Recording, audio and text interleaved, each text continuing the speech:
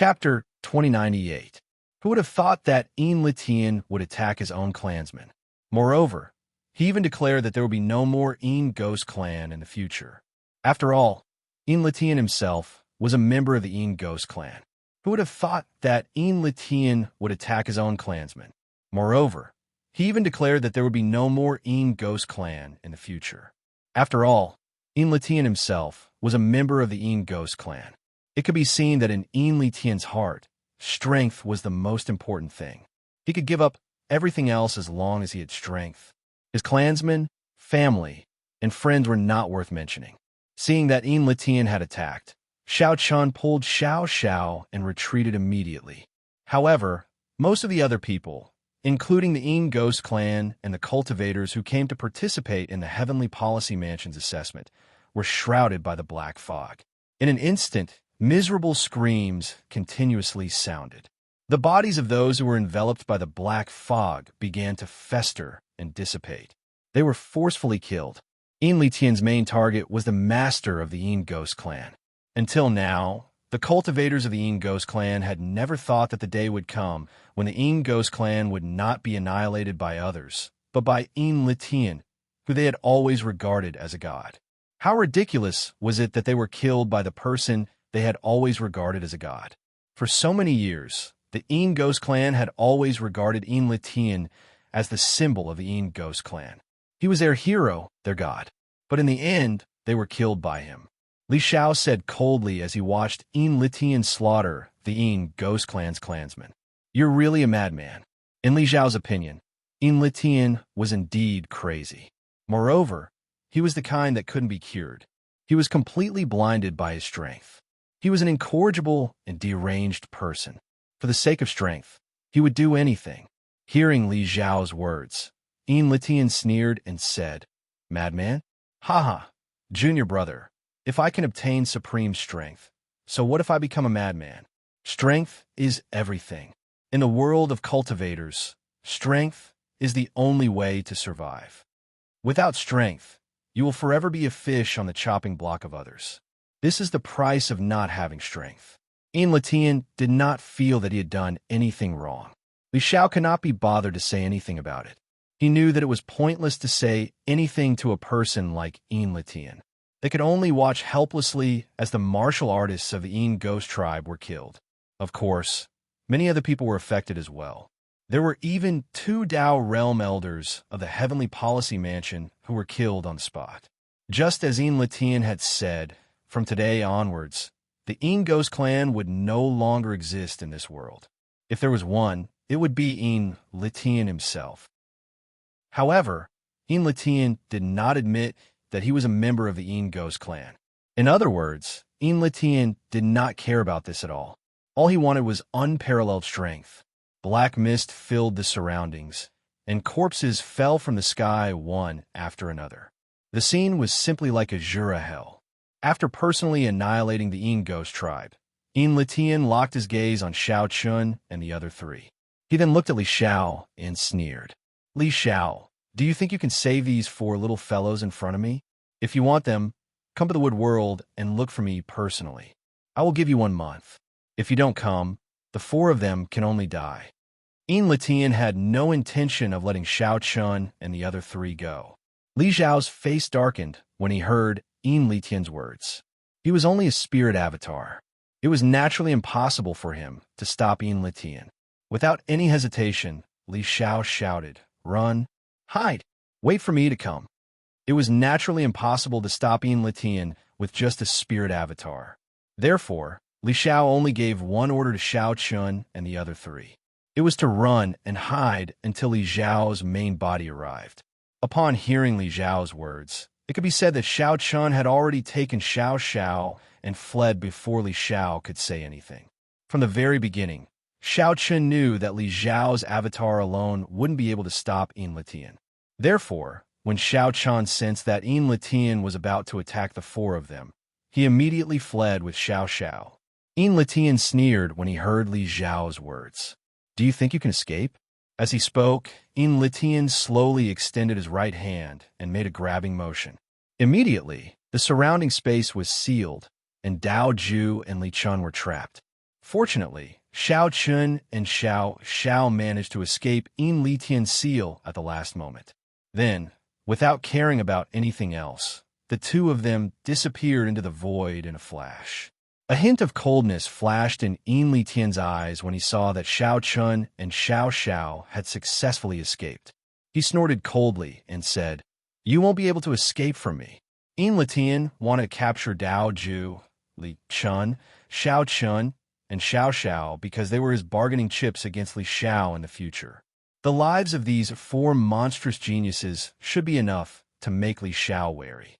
Moreover, these four monstrous geniuses were not all from the Heavenly Policy Mansion. Therefore, Li Xiao could not act rashly. Otherwise, he would not be able to answer to the forces behind them. For example, the Saber Sect behind Dao Ju, the Moon Palace behind Xiao Xiao, and the Sword Sect behind Xiao Chun. If the three of them died, how was Li Xiao going to answer to Dao Xiong, Jun Wuya, and Luo Xing? Yin Li Tian did not think that Xiao Chun and Xiao Xiao would be able to escape from him. Seeing this, Li Xiao shouted angrily, "Yin Li Tian, if you dare to touch a single hair on their heads, I'll tear you into 1,000 pieces." Truth be told, Li Xiao was also panicking. After all, Xiao Chun and the other three were all extraordinary people.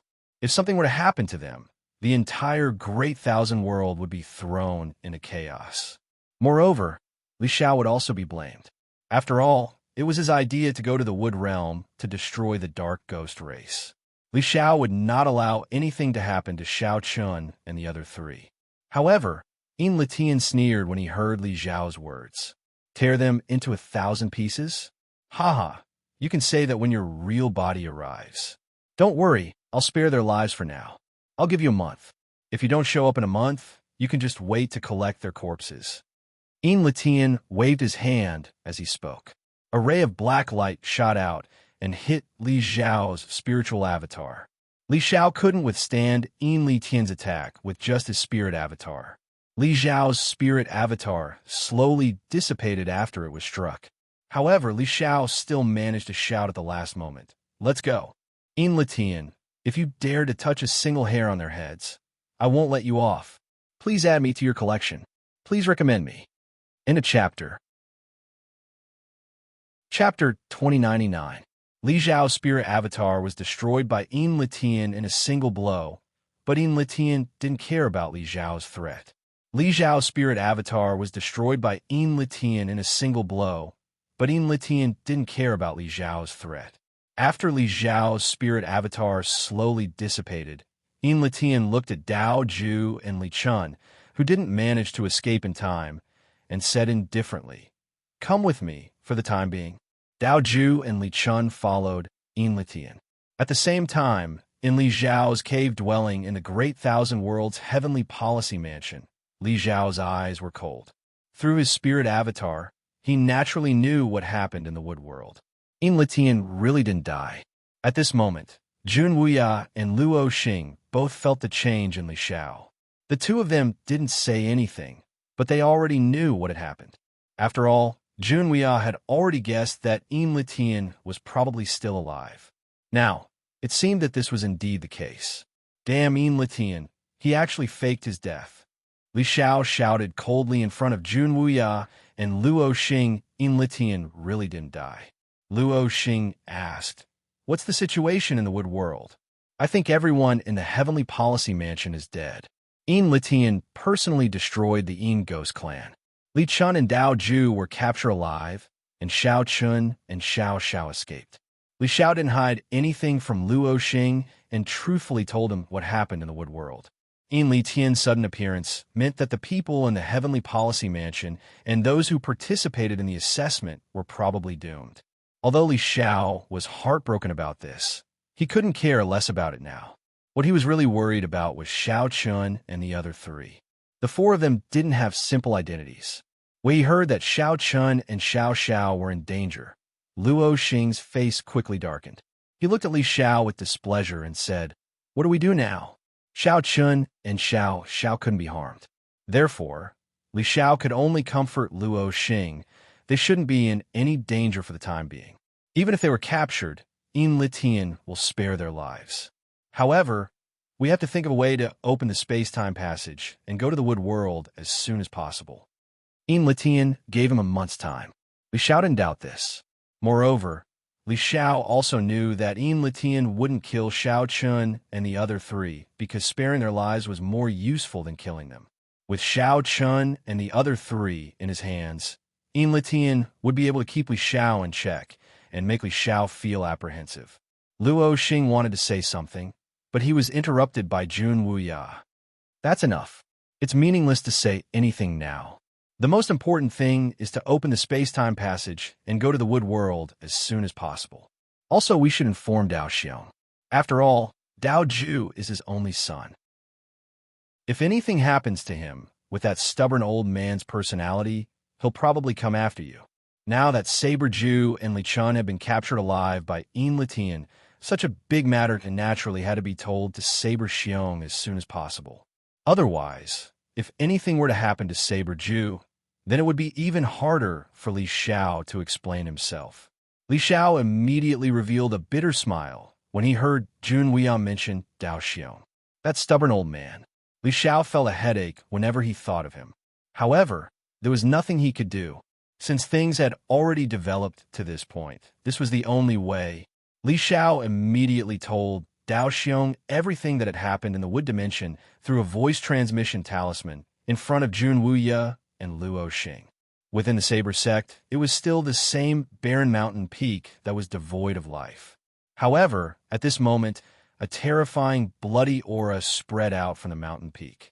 The bloody aura was so dense that it instantly attracted the attention of everyone in the Saber sect. From the Vice sect master to the ordinary disciples, everyone's gaze was fixed on the barren mountain peak. The sect master is angry. What happened? The two Vice sect masters were together at this moment. One of them looked at the barren mountain peak with a puzzled gaze and asked curiously. The other person beside him was also confused when he heard this. He shook his head and said, "Nothing has happened recently."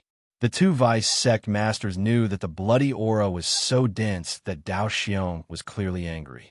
Moreover, he was seething with anger. However, nothing major had happened in the Saber sect recently. It should not have caused Dao Xiong to be so angry. The two of them knew why Dao Xiong was angry. However, the bloody aura that soared into the sky disappeared as quickly as it had appeared. After a short while, the bloody aura quickly dispersed. At this moment, when the two Vice sect masters arrived at the barren mountain peak, Dao Xiong's figure had already disappeared. Dao Xiong had directly left.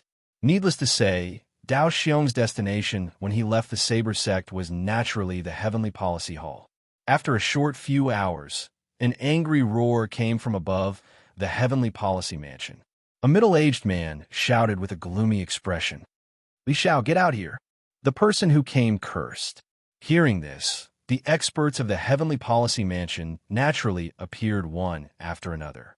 Several End Realm experts of the Heavenly Policy Mansion appeared in the sky.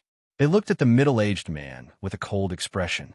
One of them recognized this person and said with a serious expression, "Zongtian Blade Venerable." The person who came was naturally Dao Xiong, who had hurried over from the Saber sect. Dao Ju had met with trouble in the wood world. Moreover, he had fallen into the hands of an Emperor Realm expert. How could Dao Xiong not be worried? He originally thought that it would not be a problem to let Dao Ju be impudent for once. However, who would have thought that Li Xiao would be so unreliable and let his son go to the wood world? Dao Xiong knew nothing about this. He did not care about the experts of the Heavenly Policy Mansion. Soon, Li Xiao's figure appeared in front of Dao Xiong. When they saw Li Xiao, everyone respectfully bowed and said, "Greetings, Mansion Master." "Dao Xiong, let's talk downstairs." Li Xiao looked at Dao Xiong and said helplessly with a bitter smile. Dao Xiong coldly snorted when he heard Li Xiao's words. However, he did not refuse and followed Li Xiao into the cave. In the hall, Li Xiao, Jun Wuya, Luo Xing, and Dao Xiong sat down one after another. They looked at Jun Wuya and Luo Xing. Dao Xiong nodded slightly as a greeting. He knew that Xiao Chun and Xiao Xiao were also in the wood world. The situation was probably not good. After greeting Jun Wuya and Luo Xing, Dao Xiong looked at Li Xiao again and shouted with extreme dissatisfaction. Li Xiao, the space-time tunnel has not formed yet. The situation in the wood world is not clear. How can you easily send these little fellows to the wood world alone? This is ridiculous. You are the leader of a sect. How can you be so brainless? Dao Xiong didn't give Li Xiao any face at all. Hearing this, Li Xiao wasn't angry at all. After all, Dao Ju was really in trouble now. Speaking of which, he was indeed too careless. He always felt that the wood world wasn't dangerous, so he didn't make any preparations at all, which led to such an outcome. Please add this to your collection. Please recommend me. End of chapter. Chapter 2100. Dao Xiong was obviously extremely angry because of his son's matter, so when he spoke, he didn't care about Li Xiao's feelings at all. Upon hearing his words, Jun Wuya spoke up. Dao Xiong was obviously extremely angry because of his son's matter, so when he spoke, he didn't care about Li Xiao's feelings at all. Upon hearing his words, Jun Wuya spoke up. All right, you stubborn old man, it's useless to say this now. The most important thing is to think of a way to open the space-time channel as soon as possible and go to the wood world to save people. What was the use of Dao Xiong blaming Li Xiao now? Upon hearing Jun Wuya's words, Dao Xiong snorted coldly, but didn't say anything. Upon seeing this, Jun Wuya continued. Just now, the three of us have already discussed it. It's basically impossible to open the space-time channel as soon as possible. We can only forcefully expand it with brute force, and then two of us will support it while the other two will go to the wood world to save people. It was indeed impossible to open and stabilize the space-time channel to the wood world within a month, but it was possible to forcefully expand it so that the space-time channel could accommodate emperors. Moreover, with Jun Wuya and the other three working together, they could succeed in half a month at most. However, there was a problem with doing so. Although they could forcefully expand the space-time channel to the wood world, the space-time channel would become increasingly fragile at that time, and there was even the possibility of it collapsing at any time. In this way, there must be at least two emperors using their own spiritual energy to support the space-time channel, so that it wouldn't collapse in a short period of time. Therefore, Jun Wuya's plan was for the four of them to work together and first expand the space-time channel. Then, two of them would enter the wood world to save people, and the other two would stay behind to stabilize the space-time channel until they rescued people. This was the only way the four of them could think of at the moment. After all, Yin Lutian only gave him a month. Upon hearing Jun Wuya's words, Dao Xiong snorted coldly, but didn't say anything more. He nodded and said, "That's the only way. But let me say this first. This time I will personally enter the wood world and personally twist off Yin Lutian's head." Dao Xiong agreed to Jun Wuya's suggestion, but he wanted to personally enter the wood world. After all, Dao Ju was Dao Xiong's only son. Now that the situation was critical, Dao Xiong naturally wanted to personally take action. Jun Wuya's decision, Dao Xiong's decision. Jun Wuya nodded and said, "Li Xiao and Dao Xiong, you two will go. Luo Xing and I will be responsible for stabilizing the space-time channel. When the time comes, me and Luo Xing and I will be responsible for stabilizing the space-time channel. Of course. Li Xiao would definitely go." After all, the matters of lunar sky were directly related to Li Xiao. As a result, only Jun Wuyuan and Luo Xing were left behind. SS assessed. SS head. Jun Wuya and the other three had already begun their operation. On the other hand, in the Wood Realm, after Dao Ju and Li Chun were captured alive, Yin Litian took control of the Ghost Continent in just a few hours. It was indeed a piece of cake for an Emperor Realm figure to control a mere evil Ghost Continent. Moreover, Yin Litian's way of doing things was very simple. Those who complied would prosper, and those who disobeyed would perish. Yin Litian would slap any force that dared to oppose him to death.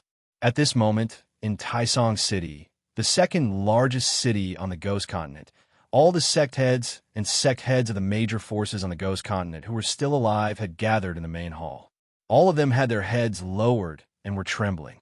Yin Litian was sitting on the main seat, while the young man beside him was standing beside him with a look of disdain on his face. Sweeping his gaze across all the sect masters and sect masters, Enlitian said indifferently, "I don't care what method you use. Find those two fellas for me." The two fellas that Enlitian mentioned were naturally Shao Chun and Xiao Xiao. The two of them had escaped, and Enlitian had ordered the various forces on the Ghost Continent to search for them. Upon hearing Enlitian's order, no one dared to object. They had already experienced Enlitian's brutality. He could even wipe out his own clan, let alone outsiders like them. They hurriedly nodded respectfully. Then, Enlitian waved his hand and gestured for everyone to leave. With Enlitian's permission, everyone left the main hall.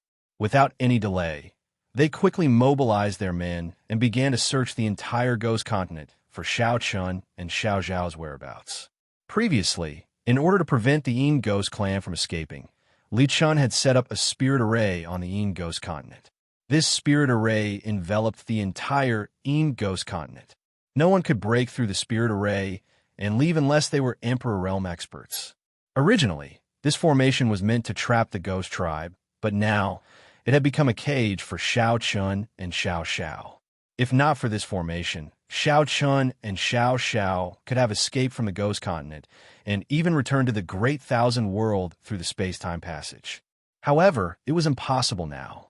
With the formation, Shao Chun and Xiao Xiao could not leave the Ghost Continent. Moreover, the formation plate to activate the formation was in Li Chun's hands. Oh no, it was already in Enlitian's hands. Therefore, there was no way for Shao Chun and Xiao Xiao to activate the formation. As the various sect leaders and sect leaders left one after another, only Enlitian and the young man were left in the main hall. As for Li Chun and Dao Ju, their cultivation had been sealed by Enlitian and they were locked in the dungeon of Taisong City. They would not die for the time being. Enlitian's expression remained unchanged as he called out faintly, "Shun, Master." Upon hearing Enlitian's words, the young man beside him bowed respectfully and greeted him. The young man's name was En Sheng, and he was a disciple that Enlitian had accepted in the wood world when he was faking his death. He had the earth demon physique, and his strength was very strong.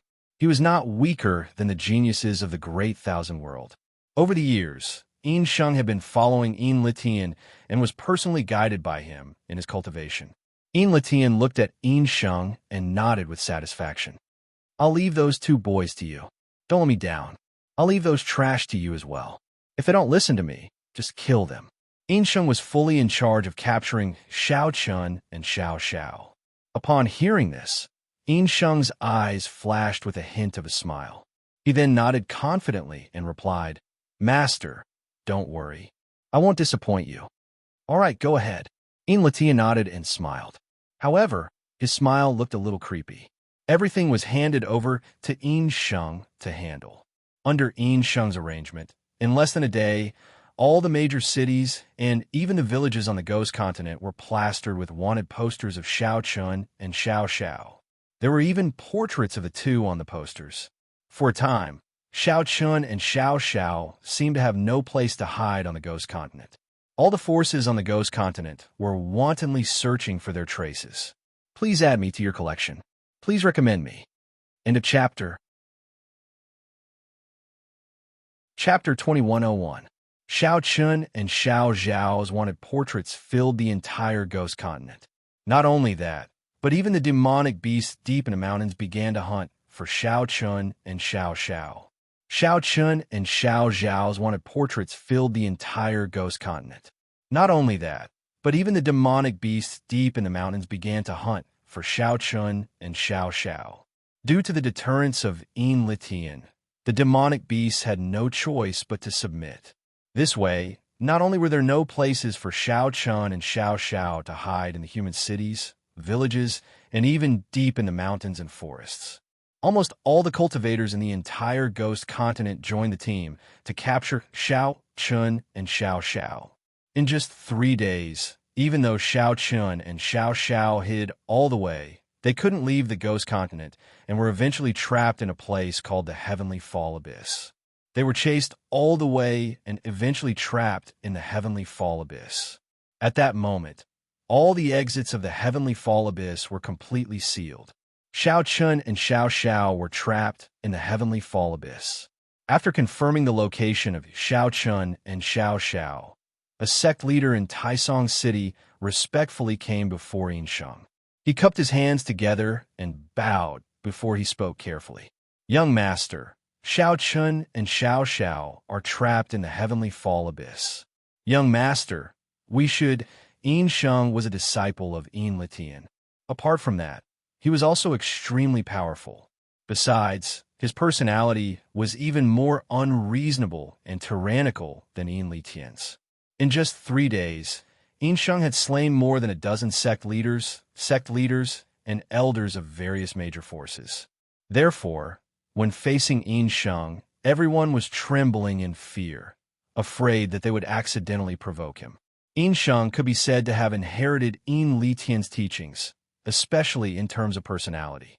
Not only that, but he had also surpassed Yin Litian. After hearing the sect master's words, Yin Sheng, who was sitting on the main seat, said indifferently without changing his expression, "Heavenly Fall Abyss. Ah, the formation that was set up to trap the dark ghost race has now become their cage. No one can be certain about the things in this world. Don't you think so?" With a sneer on his face, Yin Sheng seemed to be talking to himself, but at the same time, he seemed to be asking the sect leader. The sect leader was taken aback and didn't react for a moment. After a while, he came to his senses and nodded repeatedly. Yes, yes. Yin Sheng seemed to have lost interest when he saw that the sect master had been scared out of his wits with a single glance. He calmly said, "Tell them to guard the heavenly descent abyss. If those two escape, they will pay with their lives. This time, I will personally go to the heavenly descent abyss to meet these so-called heaven's prides and evildoers." Yin Sheng wanted to capture Xiao Chun and Xiao Xiao personally. Yin Sheng had long heard about the heaven's prides and evildoers of the great thousand world from Yin Litian. Even Yin Litian was full of praise for some heaven's prides and evildoers. Yin Sheng had been cultivating with Yin Litian and had never come into contact with the heaven's prides and evildoers of the great thousand world. Therefore, Yin Sheng was very interested in the strength of the heaven's prides and evildoers of the great thousand world. Since there was a chance this time, Yin Sheng naturally wanted to meet Xiao Chun and Xiao Xiao. Hearing Yin Sheng's words, the sect leader nodded repeatedly in agreement before carefully retreating. More and more cultivators arrived at the Heavenfall Abyss. They had completely surrounded the Heavenfall Abyss. However, they did not make a move. Instead, they waited for Yin Sheng to arrive. Yin Sheng had already ordered that he would personally take action. The Heavenly Descent Abyss was completely sealed off, and Xiao Chun and Xiao Xiao, who were trapped inside, were also thinking of ways to escape at this time. Xiao Chun and Xiao Xiao could break out of the encirclement with their strength, but in the face of so many cultivators, it was obvious that they would have to pay a certain price. However, in this way, Xiao Chun and Xiao Xiao would be in even more danger. Originally, the two of them were like caged birds and turtles in a jar. There was no way for them to leave the dark ghost continent. If they were injured at this time, they would be in danger. Therefore, after Xiao Chun and Xiao Xiao were trapped, the two of them didn't rush to break out of the encirclement. Instead, they observed the situation around them.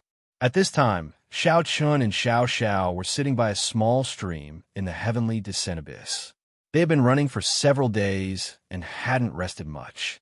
Now that they were trapped again, Xiao Xiao said with some disappointment, "I don't know how Dao Ju and Li Chun are doing.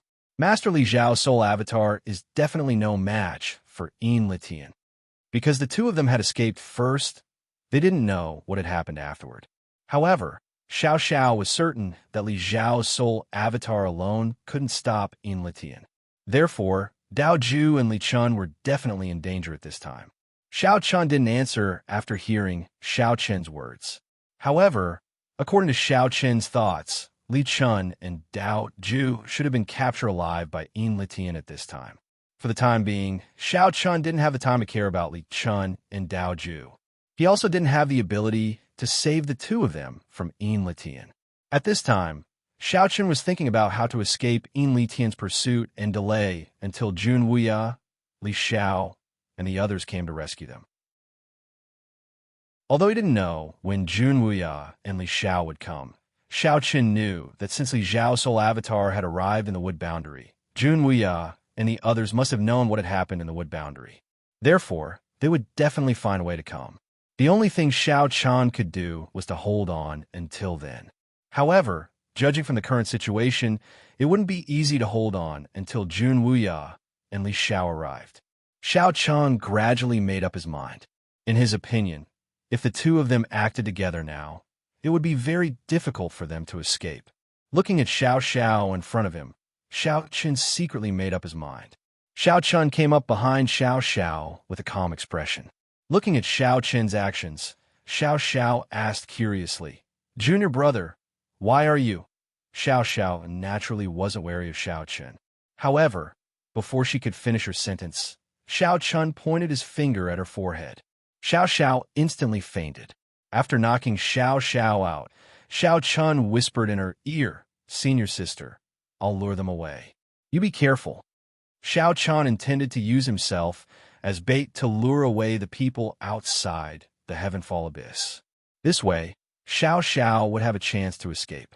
Moreover, the two of them would act separately while Xiao Chen would attract attention. This way, Xiao Xiao's chances of escaping would be much higher. As for whether he would be captured or not, Xiao Chen couldn't care less. It was better for one person to be captured than both of them. As soon as he finished speaking, Xiao Chen carried Xiao Xiao to a relatively secluded place that he had already observed beforehand. Then, he walked out of the Heavenfall Abyss alone. Xiao Chen wanted to distract the people outside the Heavenfall Abyss and create an opportunity for Xiao Xiao to escape. Begging for collection, begging for monthly votes, begging for recommendations. In a chapter. Chapter 2102. The development of the situation in the Wood Realm was indeed beyond everyone's expectations. Xiao Chen also did not expect that what should have been an extremely simple task would end up like this. The development of the situation in the Wood Realm was indeed beyond everyone's expectations. Xiao Chen also did not expect that what should have been an extremely simple task would end up like this. However, there was no point in talking about this now. The most important thing now was to find a way to overcome the current crisis. He walked out of the Heavenfall Abyss alone. At the same time, the direction Xiao Chen chose was obviously the most heavily guarded place. This was because only by breaking out of the encirclement could Xiao Chen attract more attention, giving Xiao Xiao a better chance to escape. The Heavenfall Abyss wasn't very large. Soon, Xiao Chen arrived at the northern exit. From afar, he could see that a large number of cultivators had already gathered at the exit. These cultivators came from various major forces on the Ghost Continent. They were all following Yin Sheng's orders to surround Xiao Chen and Xiao Xiao.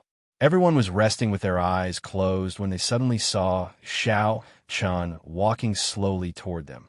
In order to attract everyone's attention, Xiao Chen naturally didn't bother to hide his figure. As soon as he walked out of the Heavenfall Abyss and saw Xiao Chen, someone exclaimed in surprise, "He's here!" They immediately noticed Xiao Chen. Immediately after, the cultivators blocking the exit drew their weapons as though they were facing a formidable enemy. They looked at Xiao Chen with extremely solemn expressions. Xiao Chen's expression didn't change in the face of everyone's gazes. With a thought, the dustless sword appeared in his hand. Xiao Chen's aura was extremely sharp. Sword chi revolved around him. Then, without saying anything, Xiao Chen moved his feet and charged toward the crowd in an instant.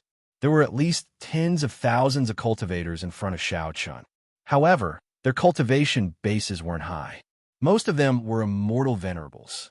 There were very few immortal emperors. As for immortal emperors, they were as rare as phoenix feathers and Qilin horns. In Xiao Chen's eyes, they were just a bunch of ants. However, they had the advantage of numbers. Xiao Chen charged into the crowd like a tiger charging into a flock of sheep. He slashed out with the dustless sword, killing hundreds of people with a single slash. Xiao Chen wasn't a kind person. On the contrary, The number of people who had died at Xiao Chen's hands was not small. In just a dozen breaths of time, the tens of thousands of cultivators had been killed. Xiao Chen's. Therefore, as the battle continued, they only dared to surround Xiao Chen from afar. No one dared to take the initiative to attack. They didn't retreat, but they didn't dare to take the initiative to attack either. Xiao Chen didn't care about this. He walked all the way out of the heavenly abyss. Xiao Chen was surrounded by many cultivators. Each of them had a look of fear on their faces.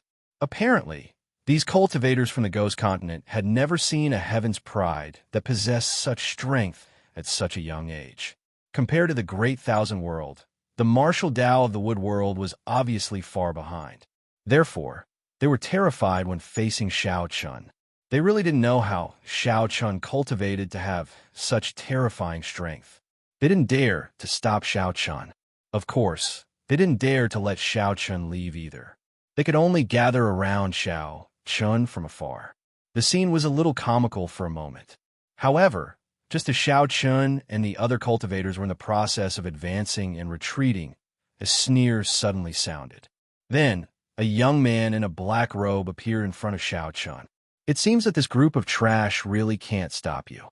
The young man was Yin Sheng, who had rushed over from Taisong City. When Yin Sheng appeared, he directly blocked Xiao Chen's path.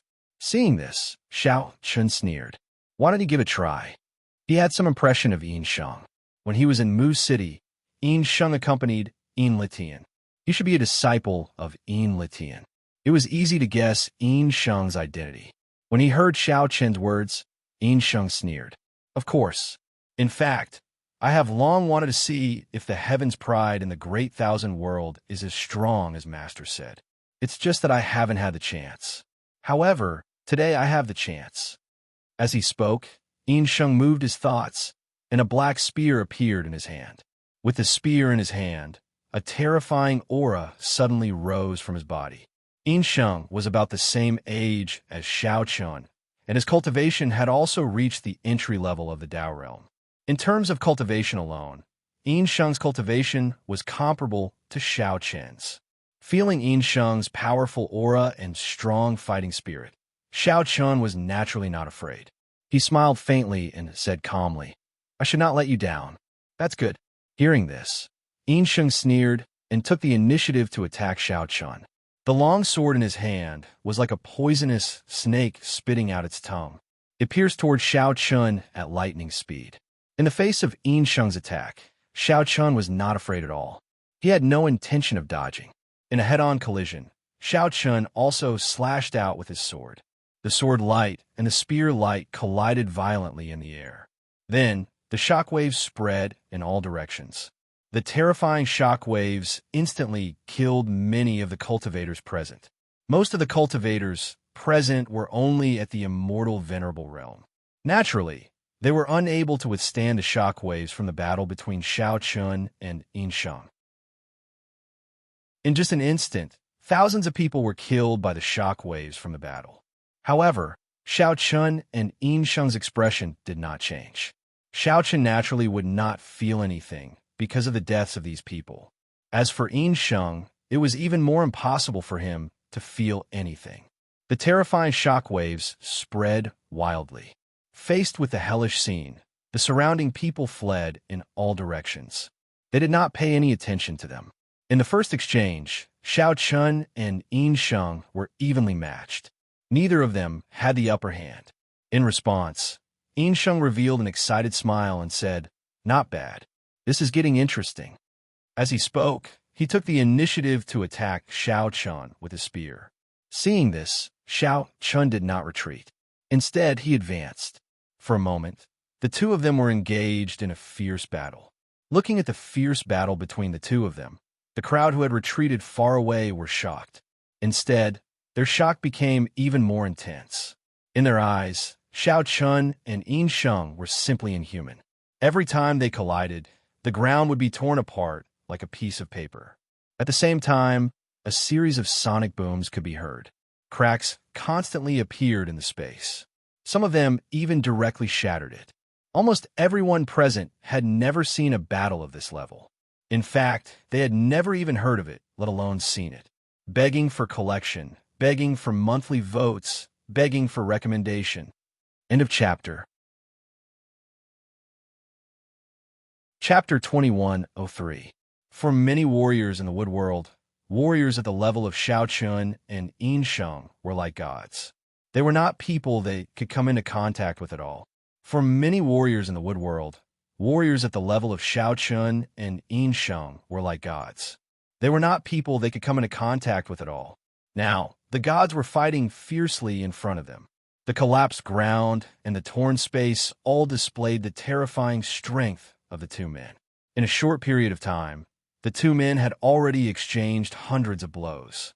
It had to be said that Yin Sheng's strength was indeed very strong. At the very least, he must have reached the level of the great thousand worlds geniuses. Shao Chun had a better understanding of Yin Sheng's strength. At the same time, Yin Sheng also knew the strength of the great thousand worlds geniuses. Compared to himself, Yin Sheng was not inferior at all.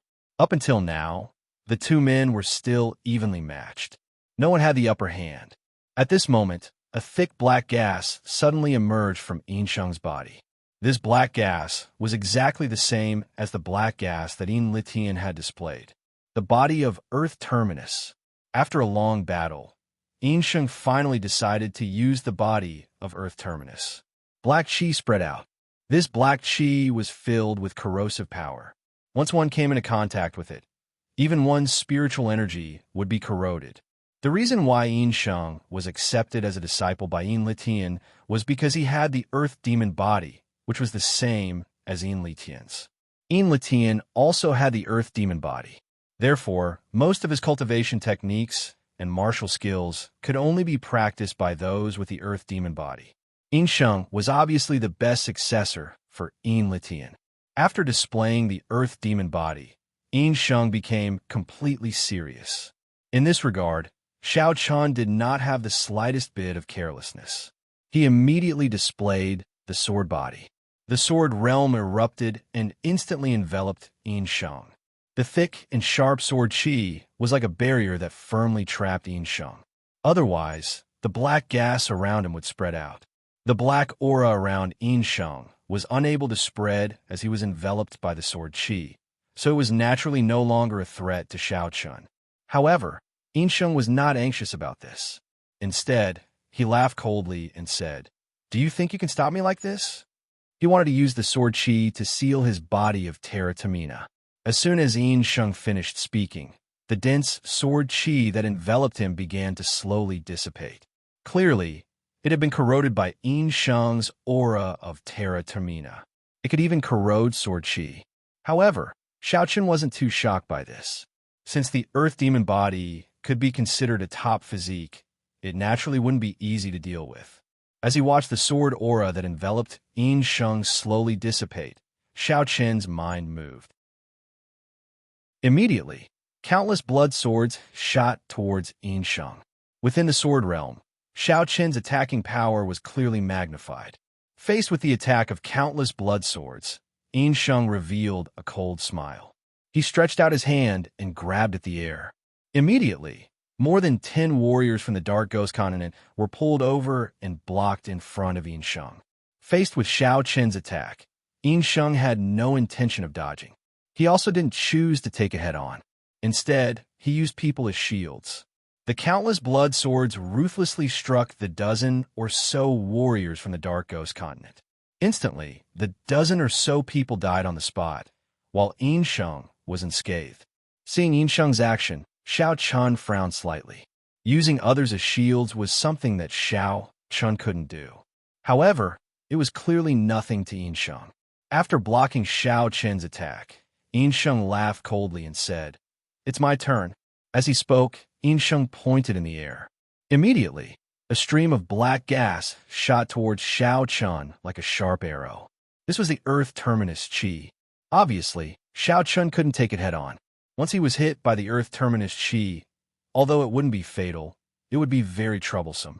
After all, it wasn't easy to get rid of the Earth Terminus chi. He chose to dodge immediately. Seeing this, Yin Sheng didn't stop. He kept pointing his finger, and streams of black earth terminus chi shot towards Xiao Chun crazily.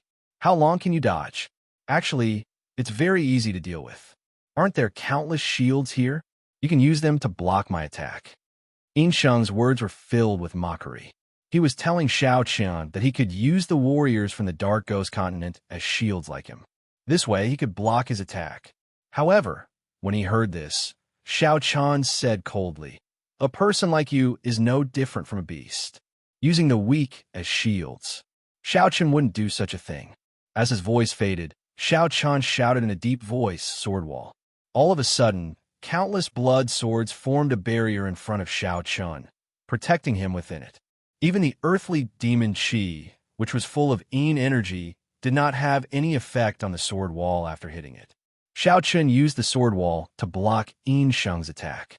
However, Yin Sheng sneered and said, "Don't you know that my earth terminus Qi can corrode everything in the world? How long can you defend against it?"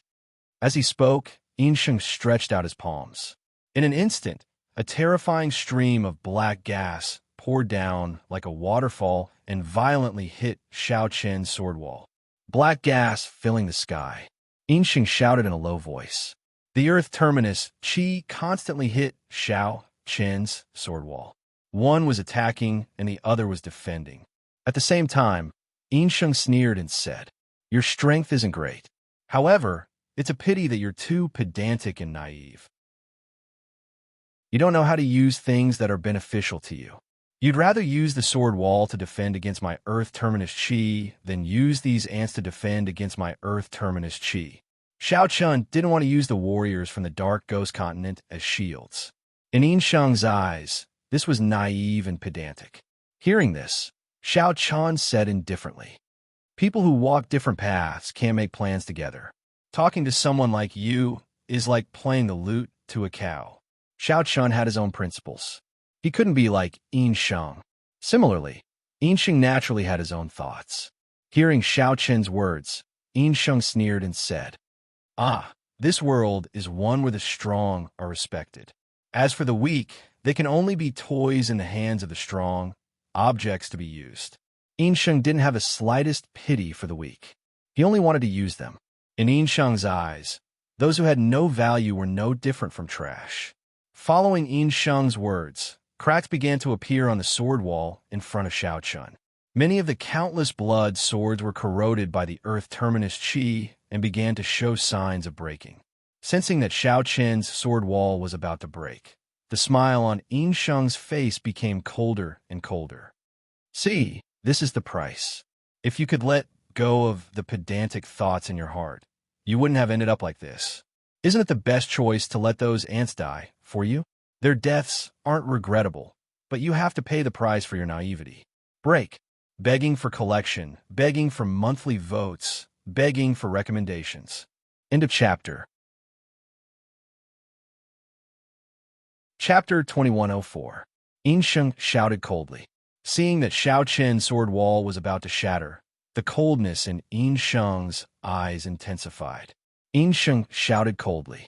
Seeing that Xiao Qian's sword wall was about to shatter, the coldness in Yin Sheng's eyes intensified.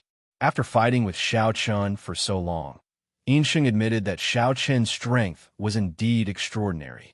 However, apart from his strength, Yin Sheng felt that Xiao Qian was too pedantic. There were so many warriors from the Dark Ghost Continent around them. Xiao Qian could have used them as a shield like Yin Sheng did. However, Xiao Qian did not do so. In Yin Sheng's opinion, this was simply naive. Cracks continuously appeared on the sword wall. However, contrary to Yin Sheng's expectations, Xiao Qian's face did not show the slightest trace of panic. His face was still calm as he spoke indifferently. "I don't need to use other people's bodies as a shield to deal with you." As he spoke, the sword wall in front of Xiao Qian suddenly shattered. Countless blood swords were shattered into pieces. However, just as the sword wall shattered, before Yin Sheng could react, Xiao Qian shouted softly, "Strangle." As he spoke, countless sword fragments flickered with a red blood light, after which they attacked Yin Sheng with lightning speed. The sword wall was shattered. However, Insheng clearly did not expect that Xiao Qian would have such a move waiting for him. Seeing the sword fragments fiercely attacking him, Insheng's expression changed. Although he reacted immediately and formed a layer of protection around himself with the Earth Terminus aura, in the face of the countless sword fragments, Insheng's defense was quickly shattered. He wanted to defend against Xiao Qian's attack, but he failed in the end. Xiao Qian's attack came too suddenly and was extremely powerful. The strangle of the sword fragments was a killing move that Xiao Qian cultivated over the years after gradually mastering the sword body. After his defense was broken, countless sword fragments, like sharp knives, instantly enveloped Insheng. Blood splattered everywhere as numerous wounds quickly appeared on Insheng's body. Xiao Qian had no time to react at all. After successfully injuring Insheng, he had no intention of stopping. He shouted coldly, "Unorthodox methods are ultimately unorthodox methods. If you want to become stronger, you can only rely on your own efforts." Xiao Qian did not give Insheng any opportunity to speak after he finished speaking. His entire body turned into a ray of light and disappeared from the spot. When Xiao Qian left, none of the surrounding warriors from the Ghost Continent dared to stop him. Everyone only dared to watch Xiao Qian leave from afar. Finally, he disappeared, but no one dared to stop Xiao Qian. After about 10 breaths of time after Xiao Qian left, Insheng finally destroyed the countless sword fragments around him. His body was surrounded by wisps of black gas, and his body was covered in blood. Even his clothes had long been dyed red with blood. With a horrified expression, Insheng looked in the direction that Xiao Qian had escaped. He clenched his teeth tightly, as if he was going to crush him. Insheng shouted coldly, "Chase after him. If I don't catch him, I swear I won't give up." In his first exchange with Xiao Qian, Insheng was obviously at a disadvantage. The reason for this was that Insheng had been careless. When he saw that Xiao Qian's sword wall was about to shatter, Insheng felt that he had victory in his grasp. He did not think about how to deal with Xiao Qian's sudden counterattack. To put it bluntly, Insheng did not have enough combat experience. Over the years, Insheng's cultivation had reached the level of the great Thousand Worlds geniuses under Yin Litian's guidance. However, compared to Xiao Qian, Dao Ju, and other geniuses, Insheng's biggest weakness was his lack of combat experience. In fact, it could be said that he was very lacking in combat experience. It made sense. After all, Insheng had spent most of his time cultivating. He hadn't fought anyone at all. Even if he did, he would only spar with Yin Litian. However, Yin Litian was an Emperor Realm figure after all. The difference in strength and cultivation between the two of them was too great. In fact, sparring with Yin Litian was not very meaningful. Insheng was in a real life-and-death battle, and he was fighting against a genius of the same level as himself. In this regard, Insheng was obviously inferior to Xiao Qian. Due to his lack of combat experience, Xiao Qian successfully seized the opportunity to attack Insheng. With a counterattack, Insheng was severely injured. Naturally, Insheng could not accept such an outcome. He immediately ordered everyone to chase after Yin Litian. However, as soon as Insheng's voice fell, Yin Litian's figure suddenly appeared in the sky. Although it was only a spirit doppelganger and not his real body, Insheng still cupped his hands respectfully and greeted Yin Litian. "Greetings, master." Yin Litian's expression did not change as he faced Insheng's greeting. "Do you know why you lost?" Upon hearing Yin Litian's words, Insheng fell silent. Yin Litian did not continue to make things difficult for Insheng. Instead, he continued to say, "All these years, you've been busy with your cultivation. You haven't experienced any actual combat at all. This is especially true for those monstrous geniuses who are at the same level as you. You should know that strength is important in a battle, but when two people of similar strength fight, the one who wins in the end will definitely be the one with more battle experience. Moreover, in a battle, you must remain calm at all times. Don't be complacent when you have the upper hand, and don't give up when you have the disadvantage. You must be as calm as still water. Only then will you be able to detect the flaws in your opponent's attack or defense. Yin Litian seemed to have known that Yin Sheng would lose the battle against Xiao Chun, so he didn't blame Yin Sheng. Yin Sheng nodded when he heard Yin Litian's words. This disciple will remember Master's teachings. All right, a single victory or defeat doesn't mean much.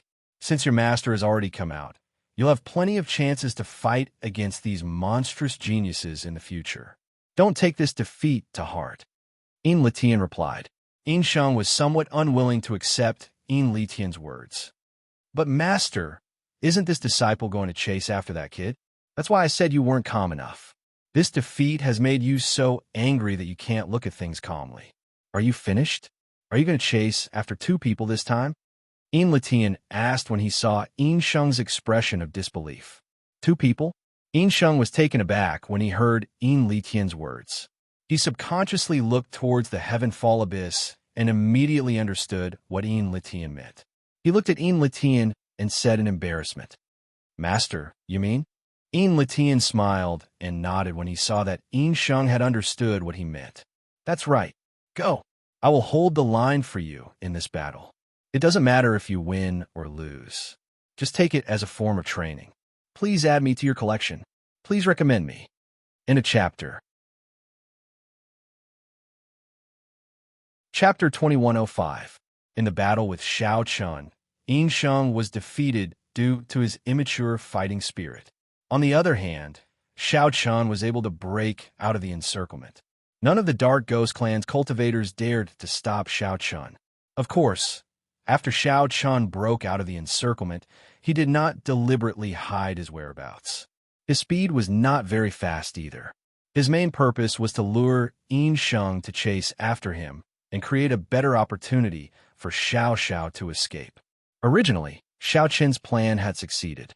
After being defeated, Yin Sheng was indeed angry and wanted to chase after Xiao Chun.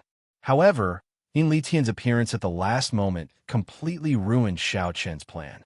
Xiao Chen's plan could indeed infuriate Yin Sheng and make him chase after him. However, it was useless against an old monster like Yin Litian. Yin Sheng immediately reacted to Yin Litian's words. That's right, there should be another person besides Xiao Chun. All along, Yin Sheng's attention had been focused on Xiao Chun. In the end, he actually neglected Xiao Xiao. After Yin Litian's reminder, Yin Sheng reacted and immediately turned his gaze to the heaven-fall abyss. Yin Sheng might be somewhat inexperienced because he had been in closed-door cultivation all year round, but he was not a fool. After being reminded by Yin Litian, Yin Sheng quickly guessed Xiao Chen's plan. Originally, Xiao Chun and Xiao Xiao had escaped together. Moreover, according to the intelligence, the two had always been moving together. However, only Xiao Chun had appeared earlier. There was no doubt that Xiao Xiao was still in the heaven-fall abyss. As for Xiao Chen's plan, Yin Sheng must have been to lure everyone away and create an opportunity for Xiao Xiao to escape. Fortunately, Yin Litian had arrived in time. Otherwise, Yin Sheng would have fallen into Xiao Chen's trap. Yin Sheng cupped his hands towards Yin Litian and said in a deep voice, Master, don't worry. This disciple will not disappoint you again. With that, Yin Sheng flew into the heaven-fall abyss. In the heavenly fall abyss, Xiao Xiao, who had been knocked unconscious by Xiao Chun, had already woken up. Furthermore, Xiao Xiao had sensed the aura of the battle between Xiao Chun and Yin Sheng outside the heavenly fall abyss. The clever Xiao Xiao naturally guessed Xiao Chen's intentions at the first moment. He cursed in his heart. Originally, Xiao Xiao had planned to face the enemy together with Xiao Chun. However, just as Xiao Xiao was about to act, Xiao Chun had already defeated Yin Sheng and successfully escaped. Xiao Xiao gave up on this idea and began to head in the opposite direction.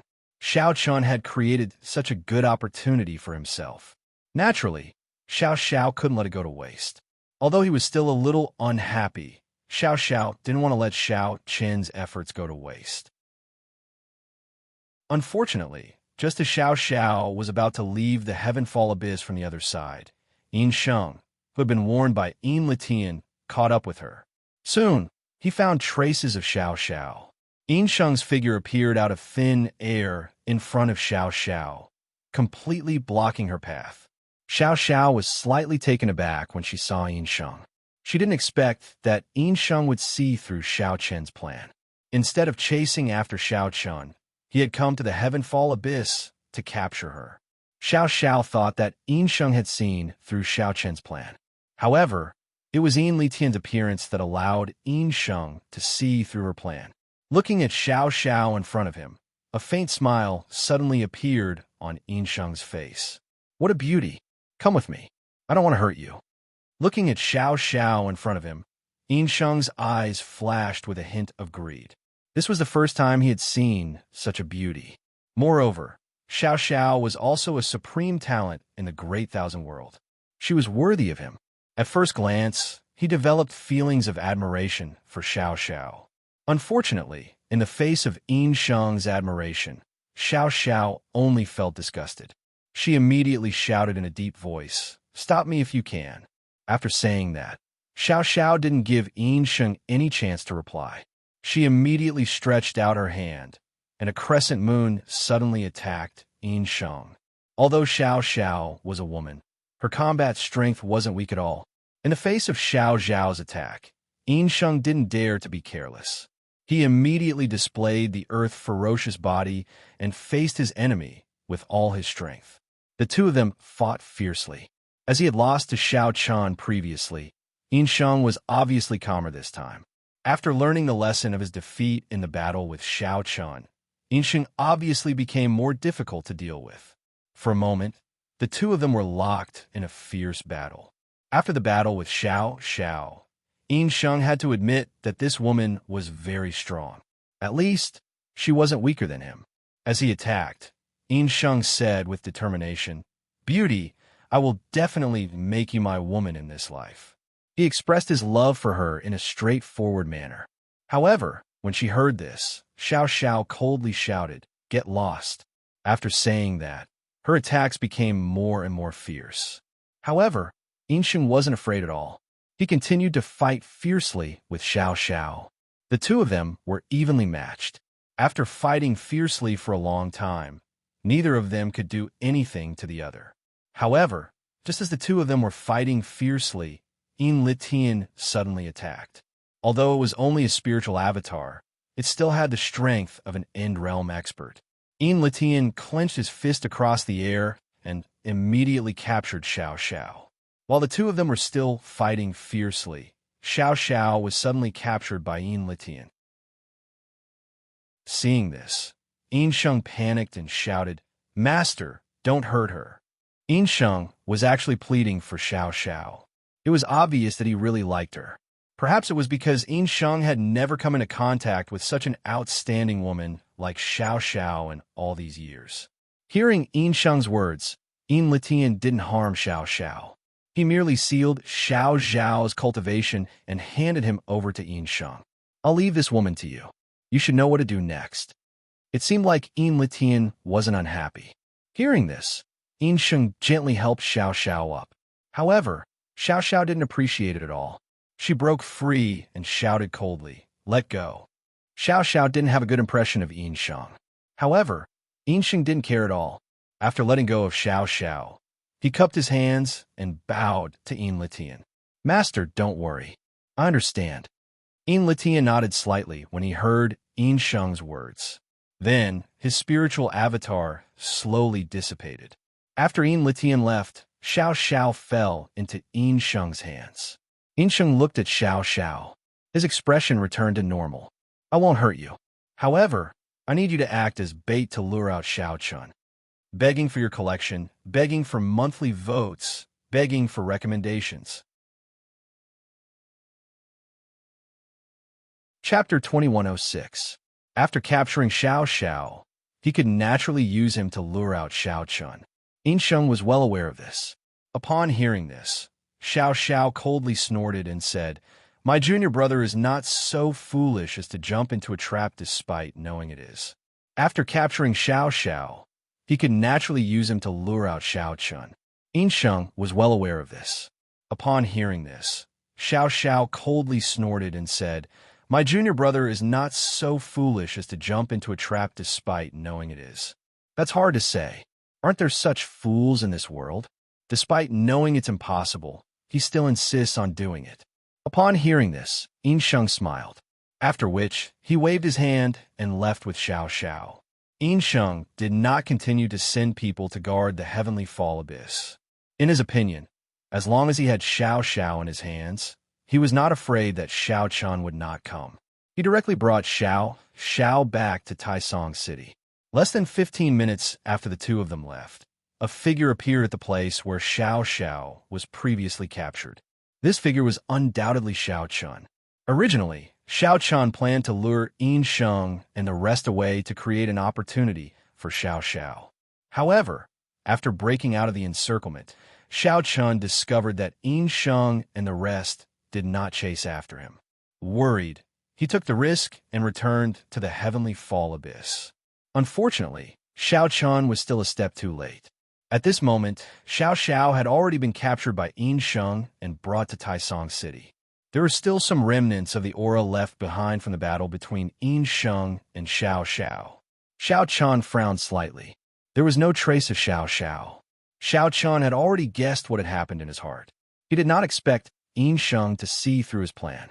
Instead of chasing after him, Yin Sheng took action and captured Xiao Xiao. However, there was one thing that Xiao Chun found strange. With Yin Sheng's strength, it should not be an easy task to capture Xiao Xiao alive. Moreover, it had only been a short period of time. It was impossible for Yin Sheng to accomplish this alone. It would not be easy for Yin Sheng to capture Xiao Xiao alive with his own strength. Moreover, in such a short period of time, there would definitely be others who would make a move. In the entire Ghost Continent, the only person Xiao Chun could think of who had the strength to do this was Yin Litian.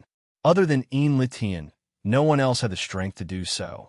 Xiao Chun had guessed that Yin Litian had personally taken action to capture Xiao Xiao. After searching around the Heavenfall Abyss, Xiao Chun discovered that Yin Sheng had already withdrawn all the cultivators around the Heavenfall Abyss. At this time, there was no one else around the Heavenfall Abyss. Xiao Chun didn't expect Xiao Xiao to be captured. Moreover, Xiao Chun didn't know where Xiao Xiao was taken by Yin Sheng. Even if he wanted to save Xiao Xiao, he didn't have a target. He could only wait patiently for an opportunity. He directly left the Heavenfall Abyss. Xiao Chun planned to find a place to hide first. At the same time, he would inquire about Xiao Xiao, Li Chun, and Dao Ju's whereabouts. A day passed quickly after the battle in the Heavenfall Abyss. During this day, Yin Sheng was not in a hurry to capture Xiao Chun. After seeing Xiao Xiao return to Taisong City, Yin Sheng did not imprison Xiao Xiao in the dungeon. Instead, he brought her back to his residence and served her with good food and drinks.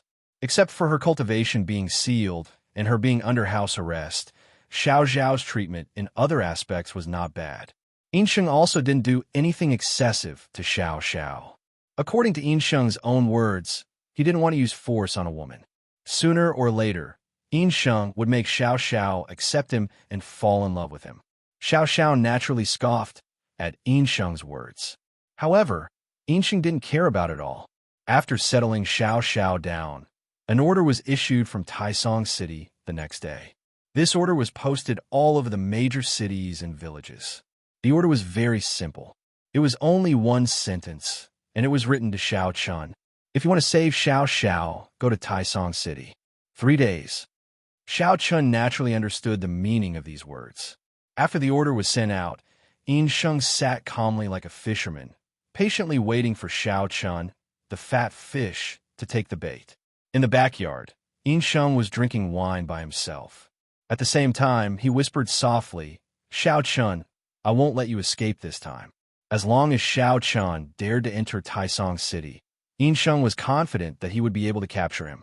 This time, he wouldn't let Xiao Chun escape like last time. While Yin Sheng was waiting confidently for Xiao Chun to take the bait, in an inconspicuous village on the Ghost Continent, a man wearing a bamboo hat quietly looked at the order posted at the entrance of the village. He unconsciously clenched his fists tightly. This man was naturally Xiao Chun. When he passed by the village, he inadvertently saw the order issued from Taisong City. Xiao Chun understood the meaning behind it at a glance. Xiao Xiao was indeed captured by Yin Sheng. Moreover, she should be imprisoned in Taisong City. As for Yin Sheng's order, Xiao Chen naturally knew that this was his plan. Using Xiao Xiao to lure Xiao Chen out was an obvious scheme. Yin Sheng was basically telling Xiao Chen that he had to set up an inescapable net in Taisong City, so it was up to Xiao Chen whether he would come or not. Xiao Chen looked at the order in front of him and clenched his fists tightly. The coldness in his eyes disappeared. At this moment, an old man carrying a shoulder pole slowly walked to Xiao Chen's side. This old man didn't have any cultivation. He was just an ordinary old man. He walked side by side with Xiao Chen. The old man also looked at the order at the entrance of the village with great interest. Because this order was issued today, many people hadn't seen it. After looking at it with great interest for a moment, the old man chuckled and said, "Why can't these adults understand such simple logic? By saying this, aren't you telling them that I've already set a trap and are just waiting for them to jump into it? If that's the case, who would still go, unless they're a fool?" The old man saw through Yin Sheng's intention. In the old man's opinion, since they knew it was a trap, who would still jump into it? Even an old man who had never left the village in his life understood this principle. Xiao Chen naturally understood it. However, after hearing this, Xiao Chen said indifferently, "Old man, do you think this person won't go?" "Of course not. Is there even need to ask?" "Young man, if you know it's a trap, would you still jump into it?" Hearing this, the old man smiled and said. Then, he picked up the shoulder pole again and walked toward his home. Looking at the old man's back, Xiao Chen laughed at himself. Unfortunately, there really are fools in this world. They know it's a trap, but they still jump into it. After saying this, Xiao Chen took a step forward and his figure instantly disappeared. In this small village, no one realized that a person called Xiao Chen had come. Xiao Chen's arrival and disappearance didn't alarm anyone in the village. At this moment, Xiao Chen was like the fool that the old man said. He was rushing towards Taisong City. Chapter 2107. The order from Taisong City was posted all over the major cities and villages on the Ghost Continent. Everyone knew that this was a trap set up by Yin Sheng. He wanted to lure Xiao Chen into a trap. Just as the old man had said, only a fool would go to such a place. However, perhaps Xiao Chen was the fool that the old man had mentioned. After seeing this news, Xiao Chen rushed to Taisong City without any hesitation. Xiao Xiao had fallen into Yin Sheng's hands. No matter what, Xiao Chen would not leave Xiao Xiao behind. Even though he knew that Taisong City was a dangerous place for him, Xiao Chen still had to give it a try. Even if he had to lose his life, he would not hesitate. Xiao Chen rushed to Taisong City. At the same time, Yin Sheng had already set up everything in Taisong City. He was just waiting for Xiao Chen to walk into the trap. As long as Xiao Chen dared to come, Yin Sheng was confident that he would not let Xiao Chen return alive. Taisong City was very quiet at night. The originally bustling city seemed to have fallen into a deep sleep at this moment. The streets that used to be filled with people were now empty. In Yin Sheng's mansion, Yin Sheng had arrived at the courtyard where Xiao Xiao lived. The two of them sat in the pavilion in the courtyard. To be precise, Xiao Xiao was forced to come here. Looking at Xiao Xiao in front of him, the love in Yin Sheng's eyes became even more intense. Over the past few days, Yin Sheng had come to visit Xiao Xiao almost every day. Moreover, he had never made things difficult for her. Other than not giving Xiao Xiao freedom, Yin Sheng was satisfied with everything else. Xiao Xiao's eyes were still filled with dense coldness. She looked to the side and ignored Yin Sheng. Yin Sheng did not care about this. He changed the topic and said with a smile, "I have already released the news. Do you think that Xiao Chen will come to save you?" Yin Sheng did not hide anything from Xiao Xiao about his plan. There was nothing to hide about this plan. Even if Yin Sheng did not say it, Xiao Xiao could guess it herself. Moreover, not only Xiao Xiao, everyone clearly knew Yin Sheng's goal. However, after hearing Yin Sheng's words, Xiao Xiao glared at him and said, "You are shameless. Haha, nothing is too deceitful in war. Moreover, I have already clearly told him that the current Taisong City is a tiger's den. Whether he comes or not is entirely up to him. How can he be shameless?" Sheng laughed in a clear voice when he heard Xiao Zhao scolding. After saying that, Sheng stood up and walked out of the courtyard without waiting for Xiao Zhao's reply. Xiao Xiao, you will become my woman one day. As for that Xiao Chun, I will spare his life for your sake. Ha!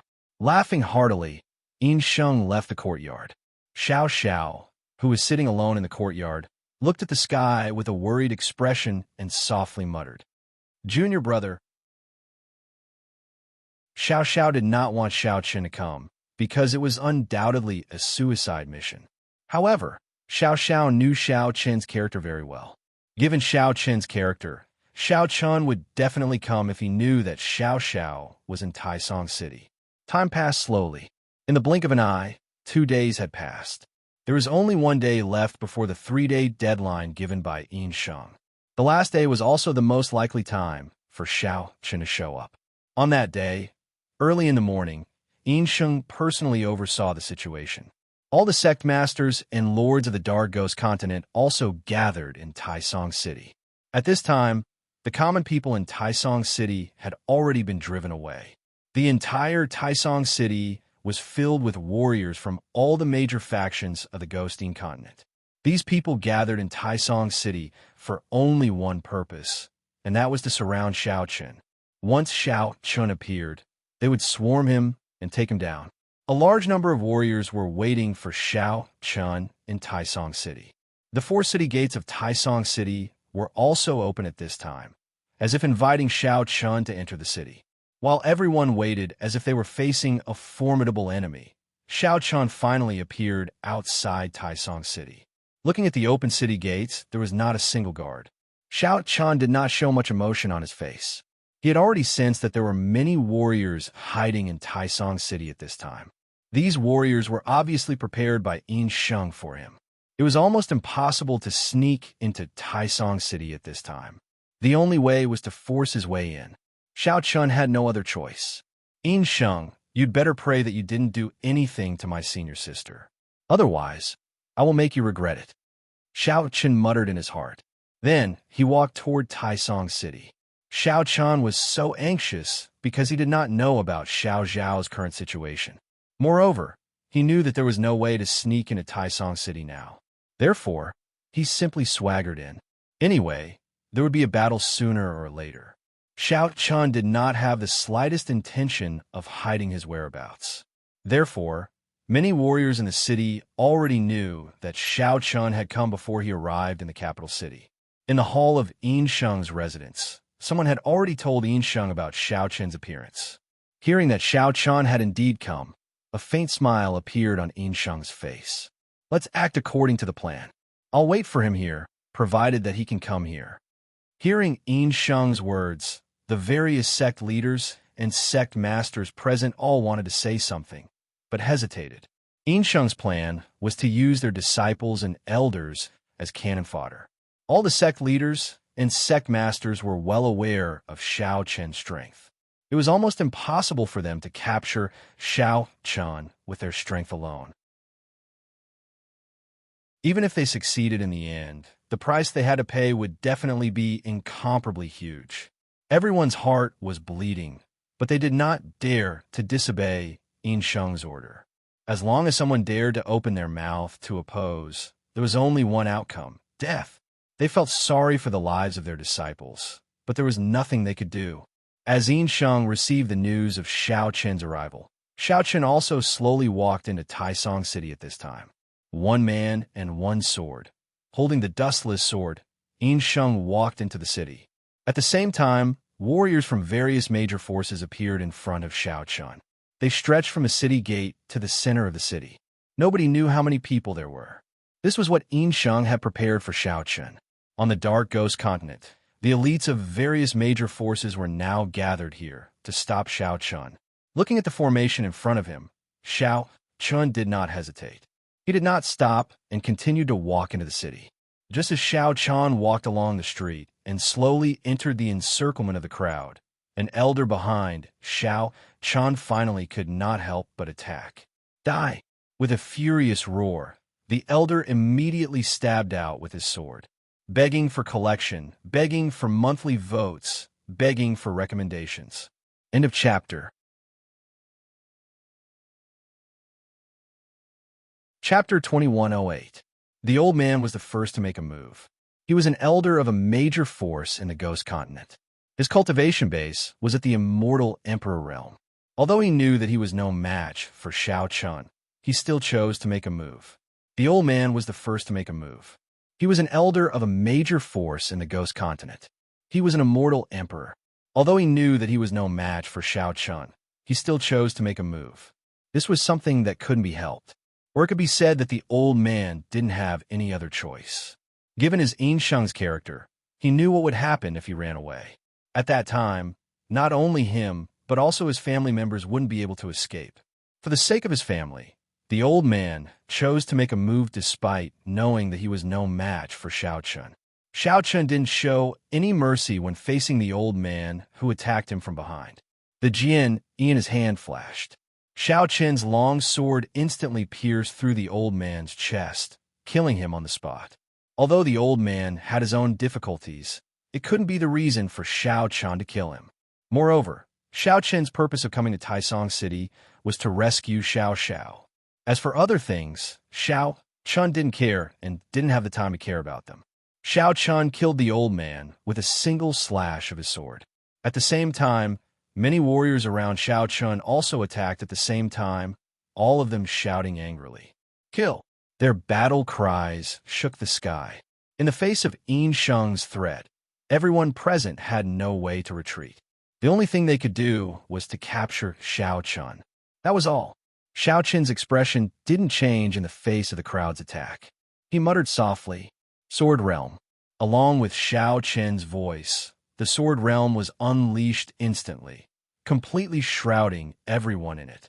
Those who were shrouded by the Sword Realm were directly killed by the sharp sword chi in the Sword Realm. Although those who had a higher cultivation base desperately blocked the attack of the sword chi, they were also under tremendous pressure. Moreover, the sword world didn't only have the sword aura. The floating blood swords were the truly terrifying part of the sword world. His footsteps did not stop as he continued to make his way into the city. Under Shao Chun's control, the blood-red sword in the sword world constantly killed the cultivators who wanted to attack him. These martial artists were nothing in front of Shao Chun. They were too weak. Facing Xue Jian's attack, very few people could block it. Furthermore, even if they managed to block the first attack, no one would be able to block the next attack. Countless blood swords whizzed through the air. Blood splattered everywhere as cultivators were killed one after another. Shao Chun obviously didn't have much time to waste on them at this time. He only wanted to save Xiao Xiao. Moreover, Shao Chun also knew that these people were just a group of small fries. The real trouble was Yin Sheng and his master, Yin Litian. They were the biggest obstacle for Shao Chun to save Xiao Xiao. Therefore, Shao Chun didn't want to waste too much effort on this group of small fries. Since they wanted to die, he would fulfill their wish. As the blood swords whizzed past, corpses fell one after another. Such a terrifying massacre caused the place where Shao Chun walked past to become a river of blood. Corpses piled up on both sides of the road. Wherever he passed, the ground was covered with corpses and blood. In less than 10 minutes, Taisong City was like a purgatory on earth. On the other hand, Shao Chun's sword realm was like a huge millstone, continuously crushing the lives of everyone around it. The terrifying massacre made people feel terrified. Some people began to hesitate, but at least so far, no one dared to run away because everyone knew the consequences of running away. Everyone knew the consequences of running away. So even in the face of the terrifying Shao Chun, no one dared to run away. In their view, although Shao Chun was terrifying, Yin Sheng was even more terrifying and extremely ruthless. More and more cultivators attacked Shao Chun. Shao Chun had been persisting in using Sword Realm, which naturally consumed a lot of his spiritual power. Fortunately, under the cover of Sword Realm, this group of mobs couldn't stop Shao Chun's footsteps at all. As more and more people died in the hands of Shao Chun went deeper into the city. However, as he got closer to Yin Sheng's mansion, the attack Shao Chun encountered became fiercer. None of the cultivators could stop Xiao Chun. At the same time, the situation of the battle in the city had also reached Yin Sheng's ears. A middle-aged man of a mortal emperor realm knelt on one knee in front of Yin Sheng with a sorrowful expression and begged, "Young master, Xiao Chun isn't someone that we can fight. Countless people have died. I hope young master can help us. Otherwise, we won't be able to stop him." This middle-aged man was also from one of the major forces on the Dark Ghost continent. Seeing that the disciples of his sect were killed by Xiao Chun one after another, he braced himself and came to beg Yin Sheng to help to reduce the losses of the major sections. However, upon hearing this, Yin Sheng sneered and said, "Of course you can't stop him. I've already guessed it. I never thought of asking you to stop him." Yin Sheng had long known that this group of mobs wouldn't be able to stop Xiao Chun. From the beginning, he had never thought of relying on them.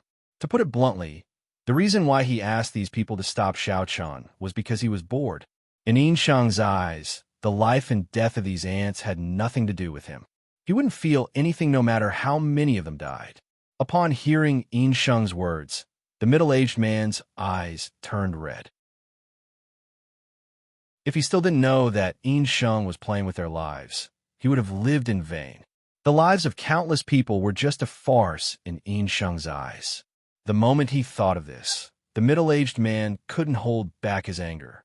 He immediately stood up and shouted angrily, "Yin Sheng, ever since you and your master took control of the Ghost Yin continent, we have obeyed you and your master. However, you don't care about our lives at all. You have humiliated us wantonly. We are also human beings. We are living beings, not ants on the ground." The middle-aged man's anger finally exploded. However, upon hearing his words, Yin Sheng, who was sitting on the main seat, frowned slightly. A cold glint flashed across his eyes. Sensing the cold glint in Yin Sheng's eyes, an old man among the sect leaders hurriedly walked out and knelt down. "Young master, please spare his life. He was just angry. This is not what he wanted." This elder was the sect leader of the middle-aged man's sect. However, before he could finish speaking, a black chi had already entered the middle-aged man's body, after which the middle-aged man let out a miserable shriek. Immediately, his entire body seemed to have been forcefully melted, leaving only a pool of blood on the ground. Begging for collection, begging for monthly votes, begging for recommendations. In a chapter. Chapter 2109. Yin Sheng did not give the old man any chance to explain. Before he could finish speaking, Yin Sheng had already killed the middle-aged man. Yin Sheng did not give the old man any chance to explain. Before he could finish speaking, Yin Sheng had already killed the middle-aged man. An extremely sorrowful expression flashed across the old man's eyes when he saw the middle-aged man turn into a pool of blood in front of him. At the same time, Yin Sheng, who was sitting on the main seat, spoke coldly. "Noisy, you're courting death." What the middle-aged man said was indeed what Yin Sheng was thinking. However, given Yin Sheng's character, he deserved to die for daring to openly disobey him. After cursing in a low voice, Yin Sheng's gaze swept across the crowd, after which he spoke in an indifferent voice. "I do not wish to hear those words from before. If anyone still has any doubts, you can speak now. I will give them a satisfactory answer." Hearing Yin Sheng's words, the various headmasters and sect masters present all grew silent. They were naturally dissatisfied in their hearts. However, they did not dare to reveal their dissatisfaction in the slightest. They understood Yin Sheng's temperament. His answer would naturally be to kill them. Yin Sheng nodded in satisfaction when he saw that no one dared to speak again. He did not need these people to submit to him willingly. After all, Yin Sheng was only using them as tools. As long as there was a need, Yin Sheng could sacrifice them at any time. Hence, it did not matter if they submitted to him willingly or not. The killing intent on Yin Sheng's side caused many sect leaders to not dare to refute. At the same time, on the other side, Xiao Chun relied on the terrifying power of the Sword Realm to continuously penetrate deeper into Taisong City. The entire Taisong City had already turned into a living hell. Corpses piled up into mountains and rivers of blood flowed. Such a terrifying massacre caused some of the more timid cultivators to begin to flee. They had no choice. They had never seen such a scene in their entire lives. Faced with Shao Chun, who was like a god of death, some people began to flee. Moreover, after the first person fled, a second person quickly followed. As a result, more and more people chose to flee. Shao Chun didn't care about these people who chose to escape. Since they had chosen to escape, then let them be. It was fine as long as they didn't stop him. Along the way, Shao Chun successfully killed his way to the outside of Yinsheng's mansion. At this moment, the door was wide open as if it was welcoming Shao Chun. At this point, the numerous cultivators who had been surrounding Shao Chun did not continue to attack. Seeing this, Shao Chun could not be bothered with them and walked into the courtyard. Upon entering the courtyard, Shao Chun immediately saw Yinsheng walking out from the main hall. Yinsheng coldly laughed when he saw Shao Chun.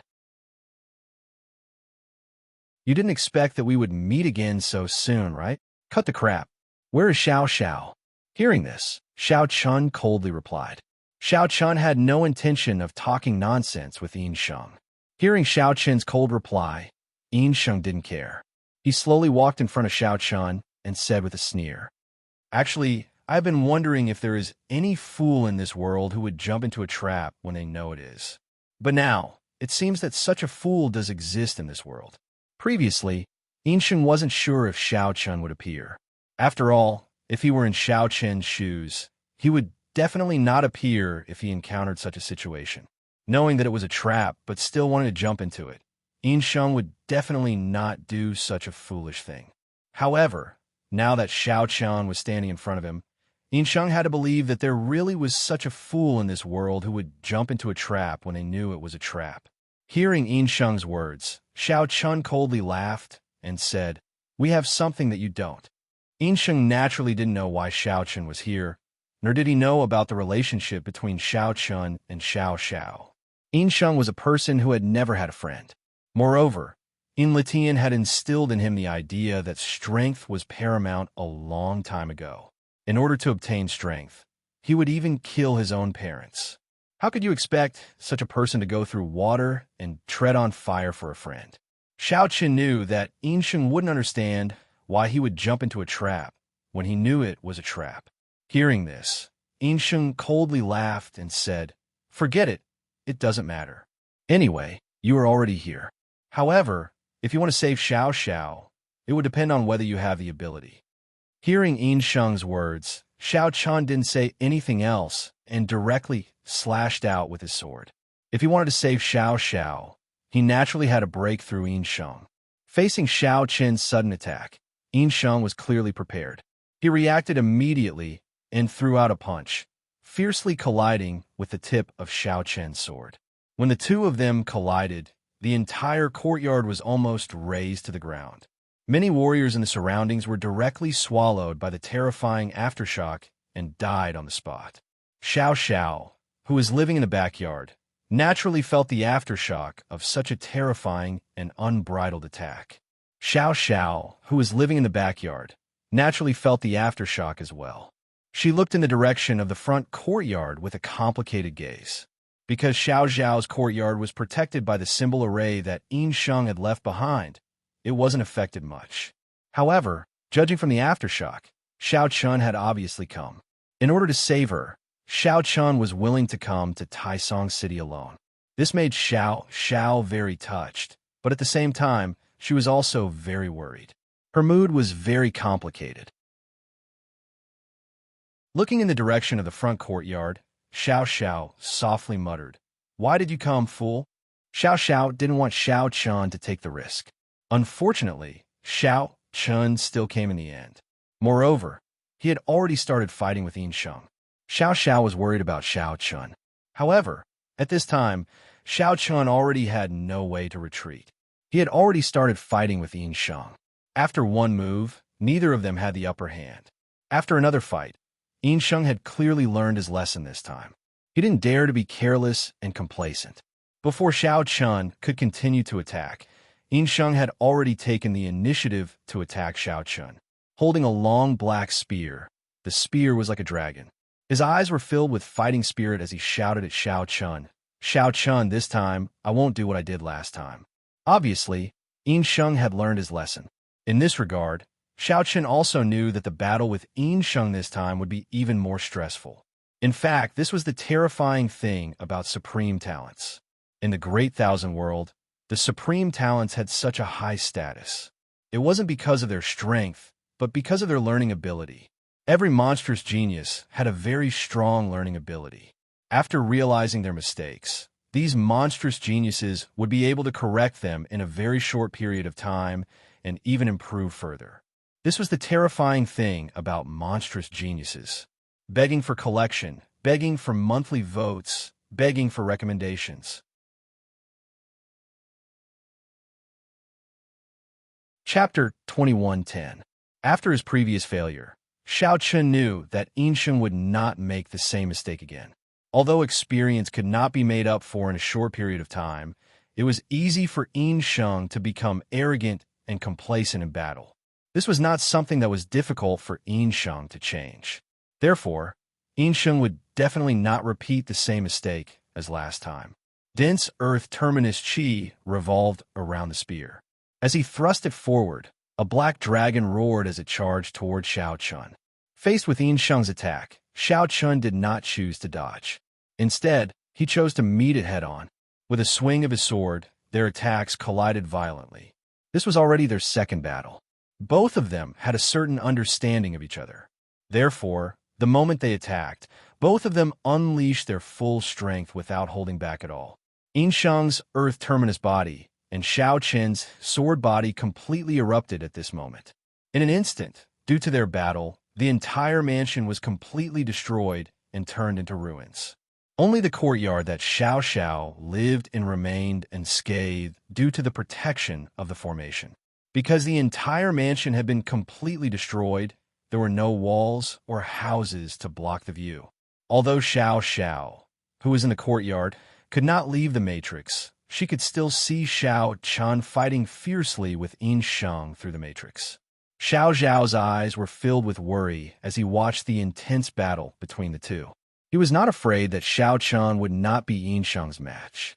After spending so much time with Xiao Chun, Xiao Xiao was well aware of how terrifying his junior brother's talent and battle prowess were. Without mentioning anything else, just Xiao Chen's cultivation speed alone made Xiao Xiao feel ashamed of his inferiority. Although Xiao Zhao's improvement over the past few years was not small, compared to Xiao Chun, it was nothing. This was because Xiao Chen's cultivation had completely caught up to Xiao Xiao and was now on par with him. To be able to catch up to him in such a short period of time, Xiao Xiao had always believed that Xiao Chun could be ranked at the top even among all the monstrous geniuses. Xiao Chun did not need to worry too much about his battle with Yin Sheng. Xiao Xiao was obviously not worried about this, but Yin Litian. To put it bluntly, Yin Sheng was nothing, at least in the eyes of Xiao Chun and Xiao Xiao. At best, they were evenly matched and could not do anything to each other. However, Yin Sheng's master, Yin Litian, was different. He was a genuine emperor-level figure. Moreover, Yin Litian was currently in Tiansong City, while Junwia, Luo Xing, and the others had not entered the Wood Realm yet. For Xiao. In the face of an Emperor Realm Master, in the face of absolute strength, no matter what kind of conspiracy one had, they would be powerless. Unless one had the strength to contend with an Emperor Realm Master, everything would be in vain. Xiao Chun and the others obviously did not have the strength to contend with Yin Litian at this time. Therefore, Yin Litian's threat could not be resolved for Xiao Chun and the others.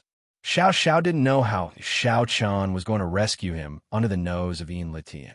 But in his opinion, no matter what method Xiao Chun came up with, it was almost impossible for him to succeed. Therefore, Xiao Xiao didn't want Xiao Chun to come to Taisong City to rescue him from the bottom of his heart. However, it was meaningless to talk about this now. Xiao Chun was already here. It was impossible for him to leave now. He could only watch the fierce battle between Xiao Chun and Yin Sheng. His cultivation was sealed, and there was also the barrier of the talisman array. Xiao Xiao could not help at all. Under Xiao Zhao's watch, the battle between Xiao Chun and Yin Sheng entered a white-hot stage. Xiao Qin's body was surrounded by countless blood swords, while Yin Sheng's body was shrouded in a dense earth terminus aura. Both of them displayed terrifying power. However, after a fierce battle, Xiao Chun took the initiative to display his killing move. Xiao Chun looked at Yin Sheng and shouted in a low voice, "Emperor's Sword." As Xiao Chun spoke, the surrounding blood swords seemed to be summoned by something. They gathered in front of Xiao Chun. Then, under Yin Sheng's eyes, a huge sword that emitted a dazzling blood-red light slowly took shape in front of Xiao Chun. Xiao Chun had never used the Emperor's Sword before. This was also the strongest sword move that Xiao Chun had mastered. It was derived from the sword body, and only Xiao Chun could use it. When the Emperor's Sword was formed, Xiao Chun seemed to have turned into a giant genie. The two of them merged into one.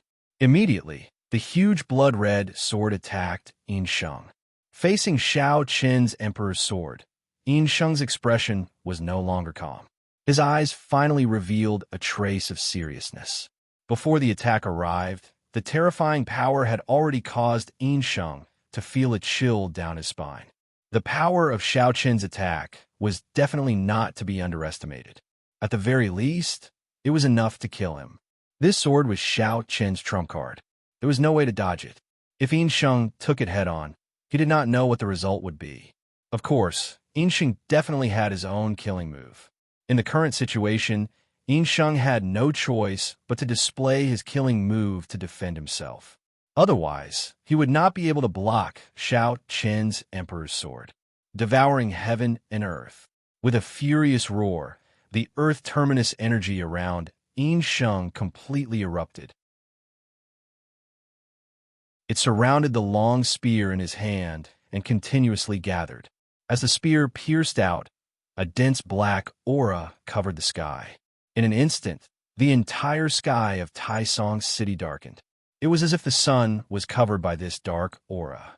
Both of them had displayed their strongest killing moves. Obviously, they wanted to decide the outcome of the battle with a single blow. Very soon, the attacks of the two collided violently. The sky collapsed, and the earth caved in. The space was directly torn apart. A 1,000-foot-wide spatial crack appeared in the sky above Taisong City. A terrifying spatial storm raged out from it. Heavens! The sky has split open. None of the surviving warriors in Taisong City had ever seen such a huge spatial crack. For a moment, all of them stood motionless on the spot, as if they were under a spell. They stared at the huge spatial crack in the sky, dumbfounded. Heavens! The sky has split open. The sky seemed to have been torn apart. The huge spatial crack had divided the sky above Taisong City into two. The whistling sound emitted by the violent void storm was like the howling of hell at this moment. Everyone was stunned. But soon, many of them were swept away by the void storm before they could even react. They did not have the slightest strength to resist. Please collect, please vote, please recommend me. In a chapter.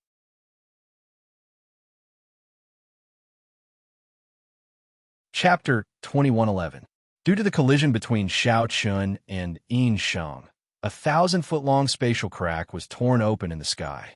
Due to the collision between Xiao Chun and Yin Sheng, a 1,000-foot-long spatial crack was torn open in the sky. In the face of such a scene, many people were stunned. While they were snorting coldly, the eruption of the void storm instantly devoured countless lives. Seeing that more and more people were being devoured by the void storm, the sect leaders and sect masters of the various major forces could not care about anything else at this moment. They all shouted loudly, "Run!" The aftermath and destruction caused by Xiao Chun and Yin Sheng's attack was not something that warriors of their level could withstand. Even experts with cultivation and the comprehension state would find it difficult to withstand it. Along with the shouts of the sect leaders and sect masters, the crowd finally reacted and scattered in all directions. Everyone wanted to get away from this hell. The entire Taisong City was almost completely destroyed. Except for a few places that were protected by arrays, the rest of the buildings were completely razed to the ground. Xiao Chun and Yin Sheng did not pay attention to the surrounding people. At this moment, both of them had displayed their respective trump cards. The battle had also reached the most critical moment, so the two of them could not afford to be distracted. Both of them exerted their full strength without holding back. Their bodies were also cut open by the terrifying spiritual energy. Such a head-on collision without holding back was very dangerous, even for Yin Sheng and Xiao Chun. In the head-on collision, Yin Sheng felt that Xiao Chun did not hold back at all. On the contrary, his strength was increasing. He wants to die together? At this point, Xiao Chun still had no intention of stopping. If this continued, there would only be one result, which was that both of them would suffer or even die together. Anyway, even if they did not die, they would definitely be seriously injured, and there might even be irreversible damage. Could it be that Xiao Chun saw that there was no hope of saving Xiao Xiao, so he decided to fight to the death with Yin Sheng? Thinking that he had guessed Xiao Chen's thoughts, Yin Sheng's eyes were filled with coldness as he said, "Xiao Chun, you're crazy. If this continues, both of us will die." "What? Are you afraid?" Xiao Chun sneered when he heard Yin Sheng's words. Seeing that Xiao Chun was not moved at all, Yin Sheng could only curse in his heart. Lunatic. Xiao Chun looked like he was ready to fight to the death. Compared to Xiao Chun, Yin Sheng was much more conservative. He had no reason to fight Xiao Chun to the death. In other words, Yin Sheng was reluctant to exchange his life for Xiao Chen's. He didn't want to die yet. It could be said that Yin Sheng's fear of death had caused a trace of cowardice to appear in his heart. Because of this trace of cowardice, Yin Sheng had chosen to take the initiative to withdraw his attack. He didn't want to fight to the death with Xiao Chun. Moreover, Yin Sheng also knew that his master, Yin Litian, was in Taisong City. Even if he lost, Xiao Chun couldn't kill him. By taking the initiative to withdraw his attack, it could be said that Yin Sheng had already admitted his failure. In this way, Xiao Chun naturally wouldn't miss this opportunity. In other words, Xiao Chun had been waiting for this opportunity. Just when Yin Sheng chose to withdraw his attack, a trace of coldness flashed in Xiao Chen's eyes. Then, he increased the power in his hand again and blasted it fiercely at Yin Sheng. Yin Sheng had already known that this would be the result if he withdrew his attack, so he wasn't surprised by Xiao Chen's action at all. He blocked Xiao Chen's attack, and at the same time, he took the initiative to retreat. Yin Sheng chose to retreat. In this way, although he avoided the result of fighting to the death with Xiao Chun, this retreat also made him lose the possibility of continuing to fight with Xiao Chun. In a battle between warriors, especially a fierce battle between two people with similar cultivation and strength, sometimes victory and defeat could be decided in an instant. Yin Sheng's retreat meant that he had already lost. Just as Yin Sheng dodged Xiao Chen's terrifying attack, Xiao Chen's emperor's sword instantly blasted a huge, deep hole in the ground. Although Yin Sheng dodged the attack, just as he stabilized his body, Xiao Chun had already appeared in front of him. At the same time, the long sword in his hand was already firmly pressed against Yin Sheng's throat. "I said that we have something that you don't have." Xiao Chen's gaze returned to calmness as he looked at Yin Sheng and said faintly. At this moment, as long as Xiao Chen wanted to, he could take Yin Sheng's life at any time. However, Xiao Chun didn't do so because Xiao Chun was waiting for someone to appear. Yin Sheng, who didn't know what Xiao Chen was thinking, shouted coldly with an indignant look on his face. "So what? Do you dare to kill me?" Yin Sheng knew that he would lose the moment he became timid. However, because of the existence of his master, Yin Litian, Yin Sheng wasn't worried that Xiao Chun would kill him. Knowing where Yin Sheng's confidence came from, Xiao Chun didn't refute it because this was the truth. With Yin Litian around, he really couldn't kill Yin Sheng. However, after hearing Yin Sheng's words, Xiao Chun still snorted. "To think that you're already a supreme talent. To be honest, you're still far from being a supreme talent. Which supreme talent in the Great Thousand World doesn't have a noble status and a strong background? However, who would use their status and background to talk? In terms of background, any supreme talent in the Great Thousand World isn't inferior to you, Yin Sheng. However, they never care about this, and they won't put their lives in the hands of others, even if that person is their master. If you can't even take charge of your own life, How can you still have the face to call yourself a supreme talent? Yin Sheng relied on Yin Litian, but Xiao Chun looked down on his way of doing things. If it was Jun Weia who attacked Yin Sheng today, then it was understandable that Yin Sheng relied on Yin Litian. After all, the two of them weren't on the same level at all. However, Yin Sheng was facing Xiao Chun today, who was also a supreme talent of the younger generation like him. Facing someone of the same generation, Yin Sheng still had to rely on Yin Litian and even put his life in Yin Litian's hands. This made Xiao Chun look down on Yin Litian. All supreme talents had their own pride, and Yin Sheng lacked such pride. Perhaps in his opinion, this was a choice to achieve his goal by fair means or foul. However, in Xiao Chen's opinion, this was cowardice and fear. After hearing Xiao Chen's words, Yin Sheng's face turned ashen. However, this time, Xiao Chun didn't give him a chance to speak. As soon as he finished speaking, he looked directly at the center of the city, where the main hall was still intact. Am I right, Senior Dizun? As soon as he finished speaking, an amused laughter was heard from the main hall. Haha, little fellow, you're quite interesting. You're indeed a supreme talent of the sword sect. I agree with what you said earlier. Begging for your collection, begging for monthly votes, begging for recommendations. End of chapter.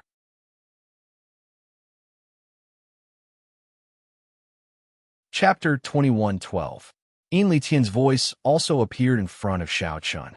He looked at Xiao Chun with great interest, and there was even a faint smile on his face. He didn't look as cold as before.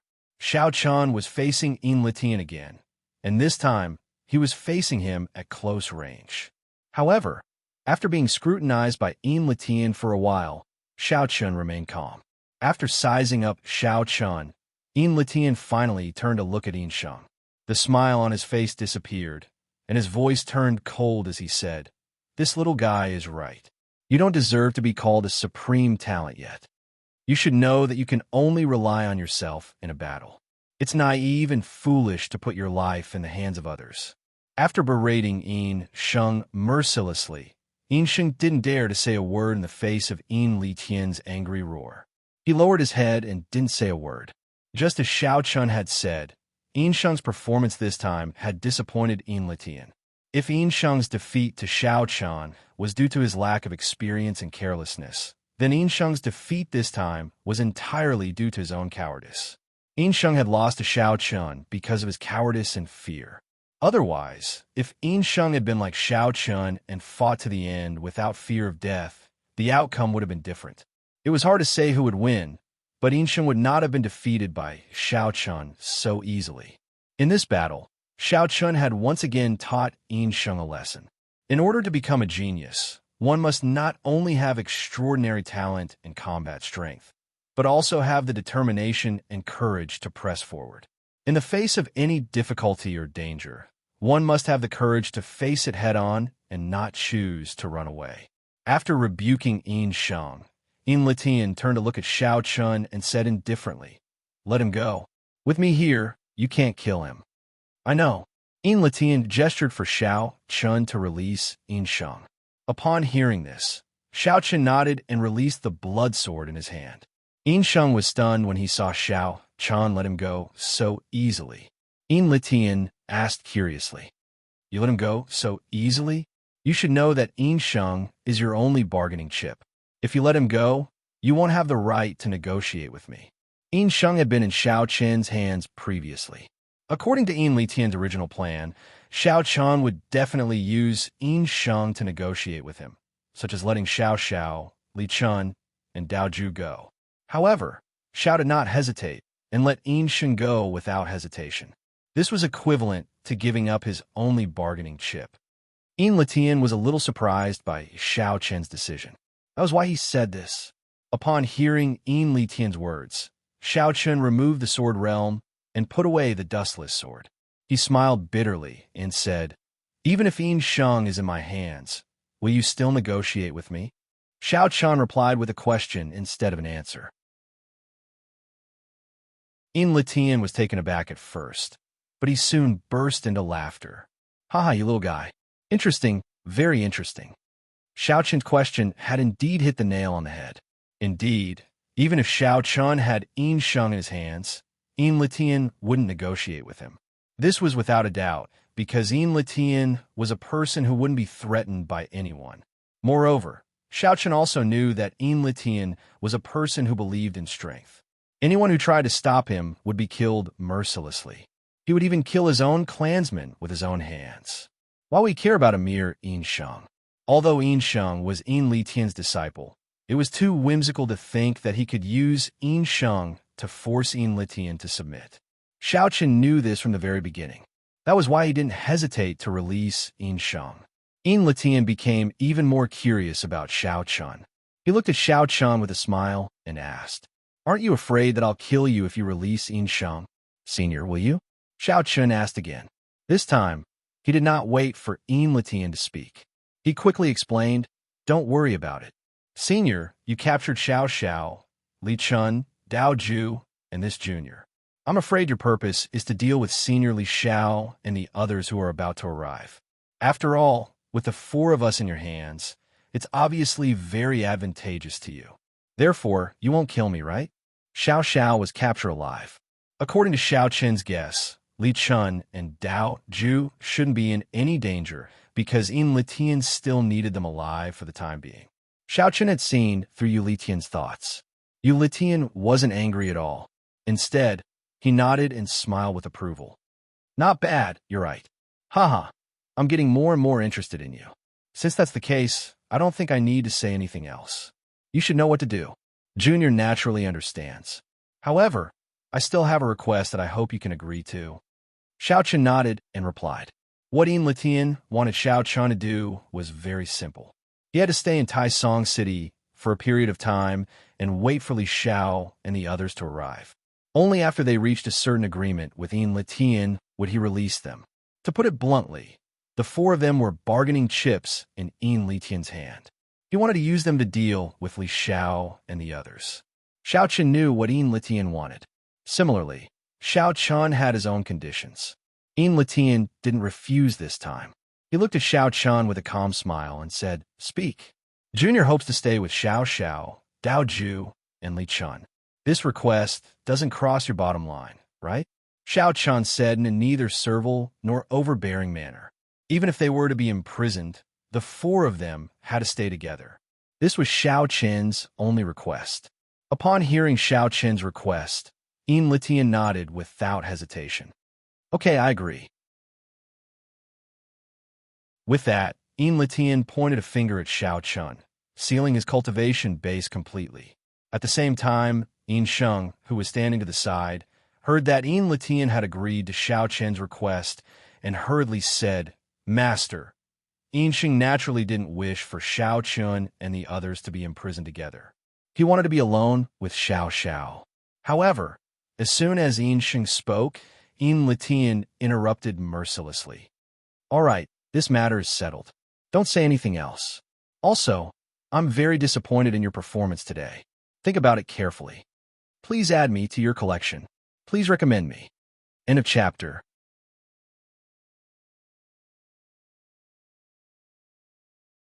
Chapter 21:13. Yin Litian didn't even give Yin Sheng a chance to speak. To be honest, Yin Sheng's performance today had indeed disappointed him. Yin Sheng had actually become timid during the battle with Xiao Chun. This was something that Yin Litian hadn't expected. Facing Xiao Chun, who was of the same generation as him, Yin Sheng had actually become timid. Yin Litian naturally knew what this meant. Compared to Yin Sheng's disappointment, Yin Litian was more interested in Xiao Chun. He hadn't met such an interesting little guy in a long time. After being scolded by Yin Litian, Yin Sheng naturally didn't dare to refute. He lowered his head and nodded. Yes. Although Yin Sheng appeared to be very respectful on the surface, Xiao Chun knew that Yin Sheng was definitely not convinced in his heart.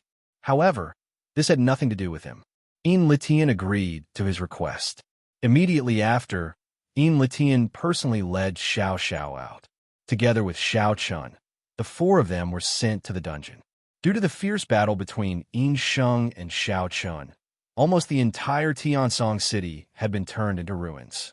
However, there were still some places that weren't affected, including the Great Hall, where Yin Litian was located.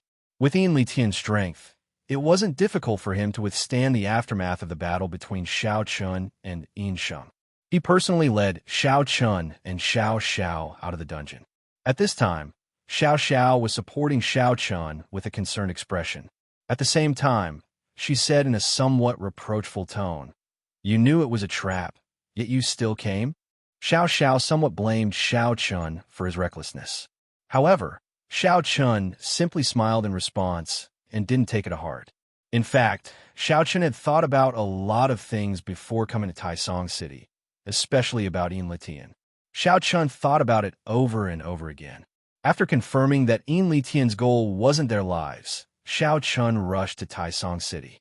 Before coming here, Xiao Chun had already guessed that Yin Li Tian's purpose in capturing the four of them was not to take their lives, but to have some bargaining chips in his hands when he met Li Xiao. In this way, even if they were captured by Yin Li Tian, the four of them should not be in any danger. It was precisely because of this that Xiao Chun took the risk to come to Taisong City. Otherwise, how could Xiao Chun appear so rashly? Xiao Chun was confident that lunar calendar wouldn't harm the four of them, at least for the time being. Seeing Xiao Chun's calm and confident appearance, Xiao Xiao couldn't help but laugh. You're always like this." Xiao Chun's calmness and indifference gave Xiao Xiao more confidence. The two of them were personally led by Yin Li Tian to the dungeon below the main hall. There they saw Li Chun and Dao Ju, who had been captured at the beginning. Looking at the two of them, although they were captured by Yin Li Tian, they didn't seem to have suffered any injuries and seemed to be in good spirits. Seeing Xiao Chun and Xiao Xiao appear, Li Chun and Dao Ju were stunned, and Dao Ju even blurted out, "All right, everyone's here now." Over the past few days, Li Chun and Dao Ju had already figured out Yin Li Tian's goal, so the two of them had accepted their fate. What could they do? In the face of an Emperor Realm Master, there was no way for them to escape. Moreover, their cultivations had long been sealed by Yin Li Tian. Even if they wanted to escape, they would not be able to do so without their cultivation. Hearing Dao Ju's words, Xiao Xiao rolled her eyes at him, while Yin Li Tian looked at Xiao Chun and said, "Rest here for a few days. Rest well here for a few days. When the time comes, someone will come to pick you up." Since Xiao Chun and the others had already guessed his intentions, Yin Li Tian didn't hide it anymore. In fact, there was no point in hiding it. Yin Li Tian had captured the four of them so that he could have more bargaining chips when he faced Li Xiao in the future. Now that Xiao Chun and the others were in his hands, Yin Li Tian might as well admit it openly. Moreover, with him personally overseeing the main hall, Yin Li Tian didn't believe that the four of them would be able to escape under his watch. Hearing Yin Li Tian's words, Xiao Chun and Xiao Xiao took the initiative to enter the cell. Yin Li Tian didn't go back on his words and indeed imprisoned the four of them together. Then, Yin Li Tian left, leaving only Xiao Chun and the others in the dungeon. Seeing Xiao Chun enter the cell, Dao Ju took the initiative to put his arm around Xiao Chun's shoulder and said with a sly smile, "Brother Xiao Chun, you don't know how long I've been waiting for you. It's so boring to be with this blockhead every day." The blockhead Dao Ju was talking about was naturally Li Chun. This guy was simply a taciturn gourd. He didn't say many words a day, which made Dao Ju feel suffocated. Hearing Dao Ju's words, Xiao Chun smiled bitterly and helplessly. As for Xiao Xiao, she said unhappily, "All right, everyone is here. All right, now that everyone is gathered, let's see how those big shots deal with this." The lives of Xiao Chun and the others were now in the hands of Yin Li Tian, Li Xiao, and the other Emperor Realm Masters. Hearing this, Dao Ju smiled bitterly and helplessly. "I never thought that I would have such a day. Alas, I don't know if my old man knows about this. It seems that when I go back, I won't be able to avoid a round of physical pain." Saber Ju said with a bitter face. When he mentioned his old man, Saber Ju felt extremely helpless. That old man was a stubborn old man. Being imprisoned together, the four of them knew that they had now become chess pieces in the game of Yin Li Tian, Li Xiao, and the other Emperor Realm Masters. As the supreme talents of the Great Thousand World, they could only be chess pieces in the hands of the Emperor Realm Masters. The current situation was no longer something that Xiao Chun and the others could control. The final outcome could only be determined by Yin Litian, Li Xiao, and the other Emperor Realm Masters. Having thought this through, the four of them had no choice but to take things as they came. In any case, Yin Litian was not too bad to the four of them. At least there was good wine and food. In the cell, the four of them sat together and drank, patiently waiting for Li Xiao to come. At the same time, in the main hall, Yin Litian smiled faintly when he sensed the four of them drinking. These boys have good temperaments. As the supreme talents of the Great Thousand World, Xiao Chun and the others had good temperaments. If they were ordinary people who encountered such a situation, they would have been extremely nervous. How could they be like the four of them, drinking and talking at the same time without the slightest hint of nervousness? Being prisoners in a cell, the four of them could still talk and laugh. This was indeed difficult for ordinary people to do. The four of them were very smart, and Yin Tian was very satisfied with this. As long as the four of them didn't try to escape, Yin Tian wouldn't make things difficult for them. After all, Yin Tian's goal wasn't their lives. Killing them wouldn't benefit Yin Tian at all. Please add this to your collection, monthly vote, and recommendation.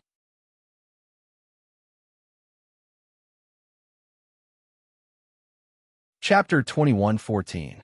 Just as Xiao Chun and the others had guessed, Lunar Sky had no intention of killing the four of them.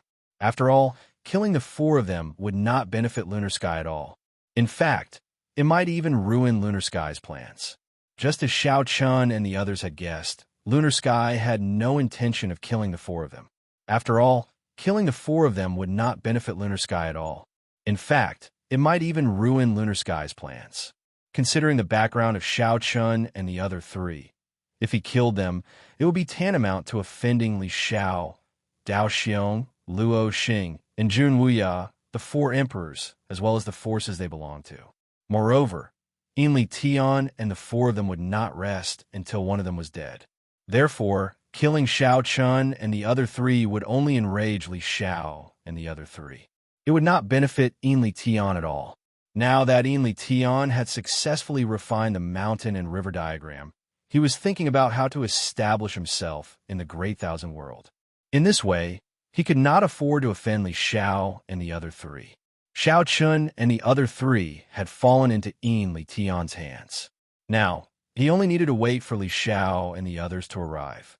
Although the space-time passage between the Wood World and the Great Thousand World was not stable and could not allow emperors to pass through, Yin Tian knew that Li Xiao and the others would definitely have a way. Just as Yin Tian thought, Li Xiao and the other three were indeed trying to find a way to break open the space-time passage between the Wood World and the Great Thousand World. Time passed day after day. Half a month later, Li Xiao, Dao Xiong, Jun Wuya, and Luo Xing finally opened the space-time passage between the Great Thousand World and the Wood World. At this time, at the entrance of the space-time passage, the four of them stood in the air, surrounded by experts from the four forces. The area within 100 miles had long been taken over by the four forces. It was not just the Heavenly Policy Mansion. At this time, many experts from the Moon Palace, Saber Sect, and Sword Sect had arrived. The Sword Sect was led by Vice Sect leader Lin Qing, 2 Dao Realm sword heads, and more than 10 elders. Seeing that the space-time tunnel had been opened, Lin Qing stood behind Jun Wuya and bowed respectfully. "Old ancestor, I am willing to go to the Wood World to rescue the sect head." "There's no need for that. It's useless for you all to go to the Wood World. Just guard this place well and don't let anyone come close," Jun Wuya replied indifferently when he heard Lin Qing. Now that the Wood World had the Yin calendar sky, there wasn't much meaning in sending an End Realm expert like Lin Qing over. Moreover, Jun Wuya and the other three had already discussed and decided to follow the plan. Hearing Jun Wuya's words, Lin Qing respectfully nodded. Then, Jun Wuya's gaze landed on Li Xiao and Dao Xiong. His expression was calm as he said, "I'll leave everything to the two of you." The space-time tunnel had been opened, but Jun Wuya and the other three couldn't all enter. Jun Wuya and Luo Xing had to stay behind to stabilize the space-time tunnel, so only Dao Xiong and Li Xiao could enter the Wood World. Hearing Jun Wuya's words, Li Xiao nodded seriously this time and replied, "Don't worry, I won't let anything happen to them." The most important goal of this trip to the wood world was to rescue Xiao Chun and the other three. Jun Weia, Li Xiao, and the others were very clear about this. With that said, Li Xiao and Dao Xiong didn't waste any more time. In a flash, they disappeared into the space-time tunnel. After Li Xiao and Dao Xiong entered the space-time tunnel, the originally forcefully opened space-time tunnel began to fluctuate violently. There were even signs of it collapsing. Jun Wuya and Luo Xing were already prepared for this. The two of them sat down cross-legged in the sky. At the same time, their majestic spiritual energy continued to enter the space-time tunnel. Soon, the space-time tunnel slowly stabilized. With Jun Wuya and Luo Xing's help, the space-time tunnel could indeed allow Dao Xiong and Li Xiao to pass through safely. As emperors, Li Xiao and Dao Xiong didn't take a starship. With their cultivation, they could easily pass through the space-time tunnel with their physical bodies. As long as the space-time tunnel didn't collapse, they would be fine. Soon, Li Xiao and Dao Xiong safely passed through the space-time tunnel and arrived in the wood world. Frowning slightly, Dao Xiong spoke first. "The will of the heavenly way of the wood world is dead." Dao Xiong immediately sensed that the will of the heavenly way didn't exist in the wood world. Hearing this, Li Xiao nodded slightly and said, "He was killed by Litian. This guy even killed the will of the heavenly way. Isn't he afraid of Tenzu's punishment?" Dao Xiong said coldly. "Are you afraid of Tenzu's punishment?" Li Xiao asked softly. Tenzu was the will of the heavenly way of the great thousand world. It was said that he was the first will of the heavenly way to be born, and the will of the heavenly way of the other worlds were his children. Therefore, the cultivators of the great thousand world called him Tenzu.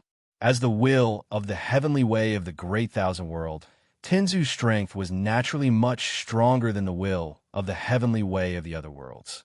However, as emperors, Li Xiao and Dao Xiong were not afraid of Tenzu. To put it bluntly, emperors were existences that transcended the laws of heaven and earth. Moreover, what was the origin and meaning of the 10 great Ling Tian sects? To put it bluntly, they were existences that even the will of the heavenly way feared. The 10 great Ling Tian sects were indeed able to make Tenzu fear them. Even for Tenzu, if he wanted to destroy a Ling Tian sect, it would not be an easy task. In fact, it was very likely that both sides would suffer losses.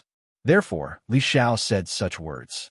Dao Xiong ignored his words and said without any change in his expression, "Cut the crap. Let's save them." Dao Xiong's character was indeed a little stubborn. Hearing this, Li Xiao did not object. The two of them took a step forward and instantly disappeared from the spot. About 4 hours later, Li Xiao and Dao Xiong appeared outside the evil ghost continent. Looking at the array that enveloped the evil ghost continent, Dao Xiong did not say anything and directly slashed out with his hand. This array was cast by Li Chun. However, in front of an emperor like Dao Xiong, it was not very effective. With one strike, Dao Xiong directly broke the array. Seeing this, Li Xiao said helplessly, "Why are you in such a hurry? I have an array plate here. Can't you just open it?" This array was given to Li Chun by Li Xiao. Therefore, Li Xiao naturally had an array plate with him.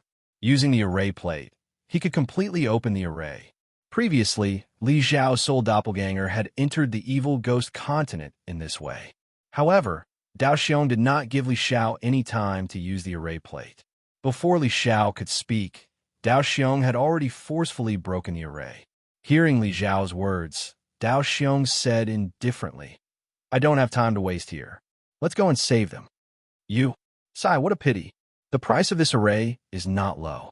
Hearing Dao Xiong's words, Li Xiao shook his head helplessly. However, he still followed Dao Xiong and directly entered the evil ghost continent, begging for collection, begging for monthly votes, begging for recommendations. In a chapter.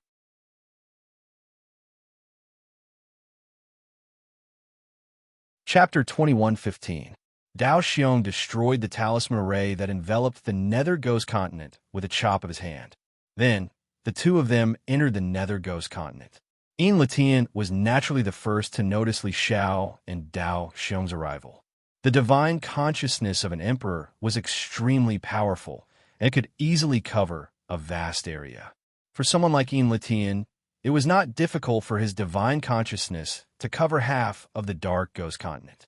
Coupled with the fact that the talisman array was destroyed, Enlitian naturally sensed it immediately. In fact, it was precisely because of the terrifying divine consciousness of an emperor that Xiao Chun had taken the initiative to go to Taisong City. It seemed like he was walking right into a trap, but there was no other way. All along, Enlitian had not been too concerned about capturing Xiao Chun and Xiao Xiao. Instead, he had left the matter to Yin Sheng. On one hand, he intended to train Yin Sheng so that he could personally experience the gap between himself and the geniuses of the Great Thousand World. On the other hand, Enlitian was not in the mood to pay attention to such trivial matters. Of course, if Yin Sheng was unable to capture Xiao Chun and Xiao Xiao, Enlitian would definitely take action at the last moment. In the face of an emperor who could not leave the dark ghost continent, it was almost impossible for him to escape. As long as he used his divine consciousness, he could cover half of the dark ghost continent. Under such circumstances, there was almost no place for Xiao Chun to hide. Therefore, instead of waiting for Enlitian to take action and then being captured, it was better to do the opposite. The divine minds of venerable sovereigns were too extensive, so there was basically no chance of escaping from them. Xiao Chun knew this very well. After the formation was broken, only a few lonely houses were left standing on top of the ruins of Taisong City. Among them, the most eye-catching one was naturally the Towering Hall. Enlitian, who was originally sitting cross-legged with his eyes closed, suddenly opened his eyes slowly.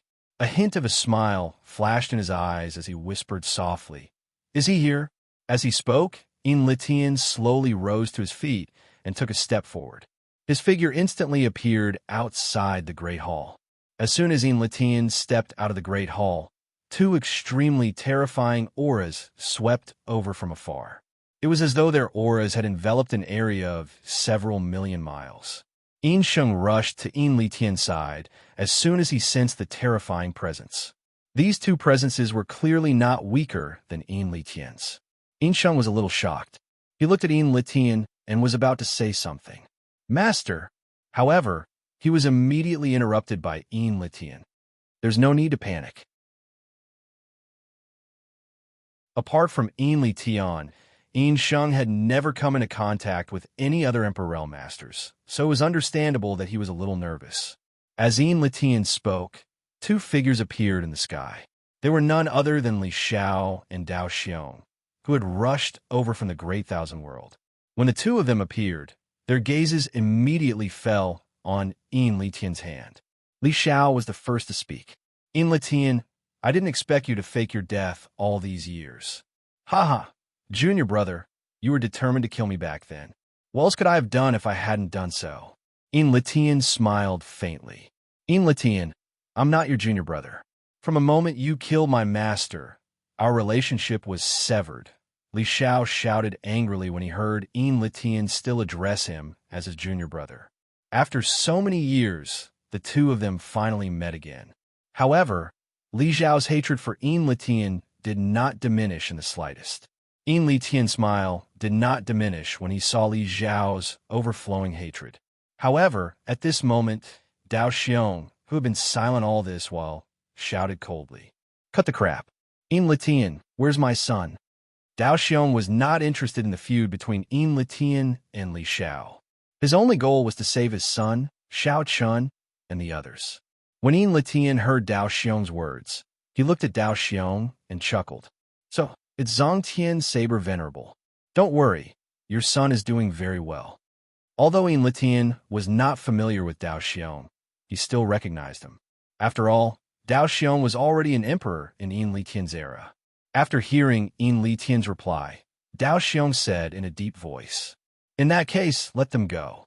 He immediately asked Enlitian to release them.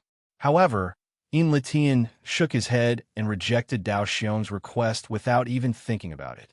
"There's no hurry. If you want to release them, You should at least talk about the conditions. Both of you please come in. He gestured for the two of them to enter the hall to discuss. Hearing this, Li Xiao and Dao Xiong looked at each other and followed Yin Litian into the hall. Xiao Chun, Xiao Xiao, Li Chun, and Dao Ju were now in Yin Litian's hands. Therefore, Yin Litian would definitely want to talk about the conditions. Dao Ju and Li Xiao had already expected this, so they were not surprised. After following Yin Litian into the hall, Yin Litian asked Yin Sheng to personally pour wine for Dao Xiong and Li Xiao. He then sat down on the main seat and smiled as he said, "Sirs, this is a good wine that I have kept for many years. Have a taste." After saying that, Yin Litian raised his cup and drank it. However, Li Xiao and Dao Xiong obviously did not have the same mentality. Although Yin Litian's wine was indeed good and fragrant, the two of them were not in the mood to drink in the current situation. This was especially so for Dao Xiong, who had always been worried about his son's safety. Therefore, after hearing Yin Litian's words, Dao Xiong immediately shouted in a deep voice, "Cut the crap. Yin Litian, just say it. What will it take for you to let them go?" Dao Xiong obviously did not have the slightest bit of patience. In response, Yin Litian smiled and said, "The conditions are actually very simple. Just let me go back to the Great Thousand World. As long as I safely reach the Great Thousand World, I will naturally let them go." Since Dao Xiong and Li Zhao's original bodies could descend to the Wood World, it meant that they had already solved the space-time channel between the Wood World and the Great Thousand World. Since Li Xiao and Dao Xiong could pass through, Yin Litian could naturally pass through as well. Yin Litian's condition was to go to the Great Thousand World. As long as he safely reached the Great Thousand World, he would let them go. Hearing Yin Litian's words, Li Xiao and Dao Xiong were slightly stunned. It was not that Yin Litian's request was difficult. On the contrary, Yin Litian's request was too simple. Just to return to the Great Thousand World? It was such a simple request. Was Yin Litian not afraid that after releasing Xiao Chun and the other three, Li Xiao and Dao Xiong, Li Xiao and the others would join forces to deal with him? One had to know that although it was extremely difficult to kill an emperor, it was not impossible for 4 emperors to join forces to kill Yin Litian. Begging for your collection, begging for monthly votes, begging for recommendations.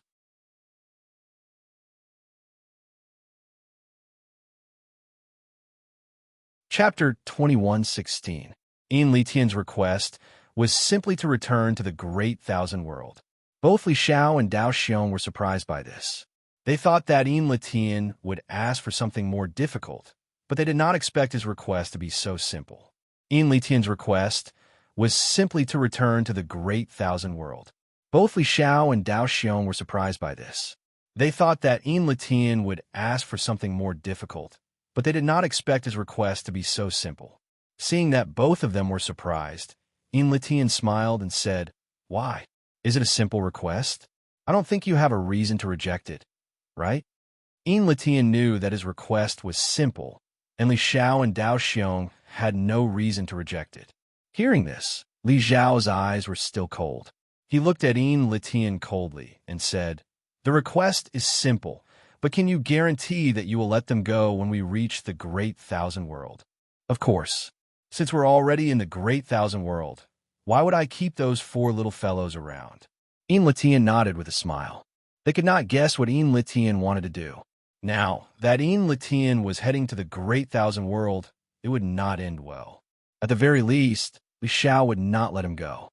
Even if Jun Wuya, Luo Xing, and Dao Xiong did not attack Yin Litian, it would be difficult for Yin Litian to deal with Li Xiao alone.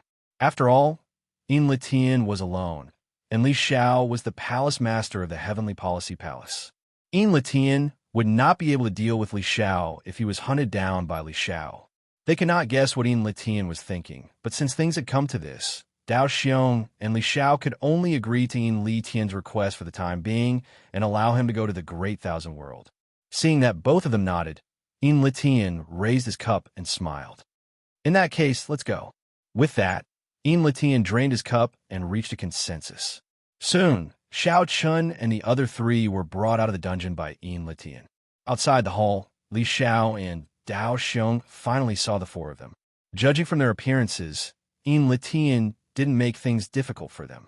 Aside from their cultivation being sealed, they didn't suffer any other injuries. Yin Litian's aura enveloped Xiao Chen's group of four. To prevent Li Xiao and Blade Xiong from snatching them away, Yin Litian did not let his guard down. He paid close attention to the two's movements. As long as the two made the slightest move, Yin Litian could instantly kill off Xiao Chen's group. It was impossible for him to snatch Dao Ju away. Seeing that his son was fine, Dao Xiong secretly heaved a sigh of relief. However, when he saw that Dao Ju was still smiling, Dao Xiong coldly shouted, "Little brat, you've already become his prisoner and you still have the face to smile?" Dao Xiong had a love-hate relationship with Dao Ju. There was nothing he could do about it. After all, he only had one son. What could he do if he didn't love him? However, Dao Ju's personality had always been a headache for Dao Xiong ever since he was a child. Dao Xiong had spent a lot of effort to come to the Wood Realm to save his son. However, when he saw Dao Ju, he saw him hugging Xiao Chun and laughing as if nothing had happened. This caused Dao Xiong's anger to soar. Facing his father's angry shout, Dao Ju shrugged helplessly and said, "What can I do? He's an emperor. Don't tell me you want me to fight him to a draw? Isn't it normal for me to be captured?" In Dao Ju's opinion, being captured by Yin Litian wasn't something shameful. After all, he was an emperor. No matter how heaven-defying Dao Ju's talent was, he was only a Dao realm cultivator. Wasn't it normal for him to be captured? Dao Ju's words weren't wrong. However, Dao Xiong couldn't stand Dao Ju's attitude. He immediately shouted angrily, "Little brat, are you itching for a beating?" After saying that, Dao Xiong made a move to attack. However, he was stopped by Yin Litian. Yin Litian stood in front of Dao Ju and the others and said indifferently, "Dao Xiong, you and your father can talk about this when we get back. Now is not the time." Regardless of whether Dao Xiong really wanted to beat up Dao Ju or not, Yin Litian obviously wouldn't let Dao Xiong get close to Dao Ju and the others at this time. If Dao Xiong suddenly saved the four of them, Yin Litian would be in a difficult position. Dao Xiong's eyes flashed with anger when Yin Litian stopped him. However, he didn't flare up. He just glared fiercely at Dao Ju and said, "Little brat, I'll deal with you when we get back. TCH, if you have the ability, come me now." However, Dao Ju curled his lips and said, "You, little brat, say that again?" Dao Xiong was furious when he heard Dao Ju's words. However, with Yin Litian's obstruction, Dao Xiong obviously couldn't attack. Dao Ju also understood this, so he didn't show any fear. "I said, if you have the ability, come me now," Dao Ju said again. Dao Xiong was so angry that his face turned red. However, when he looked at Yin Litian in front of him, Dao Xiong forcibly suppressed the anger in his heart. Originally, he was captured by Yin Litian, but now, facing Dao Xiong, Yin Litian actually became Dao Ju's protector. Seeing Dao Ju and Dao Xiong quarrel endlessly, Xiao Chun and the others on the side were extremely helpless. This father and son pair were really strange. Dao Xiong originally came to save them, but who would have thought that when the father and son met, things would develop like this? In the end, even Yin Litian had to speak up. "You and your father's matter. Go home and solve it yourselves. Right now, I think we should deal with our matter first." Yin Litian couldn't stand Dao Xiong and Dao Ju anymore. Firstly, Yin Litian was afraid that there was a trap, and that Dao Xiong would take this opportunity to suddenly save them. Secondly, Yin Litian was really not interested in the father and son's quarrel. Hearing this, Dao Xiong could only suppress the anger in his heart. He glared fiercely at Dao Ju and said, "Little brat, go home and wait." Dao Ju curled his lips, while Dao Xiong suppressed the anger in his heart and didn't say a word. Seeing that the father and son had finally stopped quarreling, Yin Litian said to Li Xiao, "Let's go, junior brother." "Don't call me junior brother. Remember what you said. Once we reach the great thousand world, let them go," Li Xiao replied coldly. He didn't acknowledge his relationship with Enlitian at all. Enlitian smiled in response and didn't say anything. Then, Enlitian asked Ensheng to send over a spaceship, and Ensheng led Xiao Chun and the others onto the spaceship. Enlitian did the same. As for Li Xiao and Dao Xiong, they didn't board the spaceship because Enlitian didn't allow it. Before reaching the Great Thousand World, Enlitian obviously wouldn't allow them to come into contact with Xiao Chun and the others. Therefore, Enlitian was very careful in this regard. Li Xiao and Dao Xiong had no choice but to follow the agreement and return to the Great Thousand World with Enlitian, begging for collection, begging for monthly votes, begging for recommendations. End of chapter.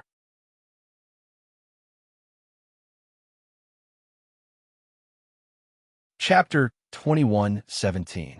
According to Enlitian's request, Li Xiao and Dao Xiong accompanied Enlitian back to the Great Thousand World. Although they did not know what Enlitian had up his sleeves, Xiao Chun and the other three were still in Enlitian's hands. Li Xiao and Dao Xiong had no choice but to compromise. It was not that they had not thought of forcefully rescuing Xiao Chun and the other three, but they had not found an opportunity. From the beginning to the end, Enlitian had locked on to Xiao Chun and the other three. Even if Li Xiao and Dao Xiong attacked, Enlitian would be able to kill Xiao Chun and the other three immediately. Forcefully rescuing them was too risky, and the chances of failure were too high. In addition, Li Xiao and Dao Xiong's main goal was to rescue Xiao Chun and the other three. As such, they could not take the risk. They could only compromise for the time being and make plans after returning to the Great Thousand World. Li Xiao and Dao Xiong stood outside the spaceship and followed it back to the Great Thousand World. As they were on the spaceship, it took them a long time to return. However, after 3 days, they successfully passed through the space passage and returned to the Great Thousand World. In the Great Thousand World, Jun Wuya and Luo Xing were still stabilizing the space passage. However, at this moment, a spaceship slowly flew out of the space passage. Then, Li Xiao and Dao Xiong appeared in front of everyone. After leaving the space passage and entering the Great Thousand World, the spaceship slowly came to a stop.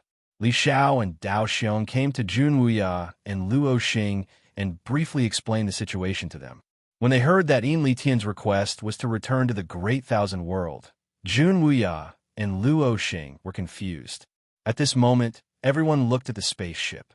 Under everyone's gaze, Enlitian slowly walked to the deck. Behind him were Ensheng, Xiao Chun, Xiao Xiao, Li Chun, and Dao Ju.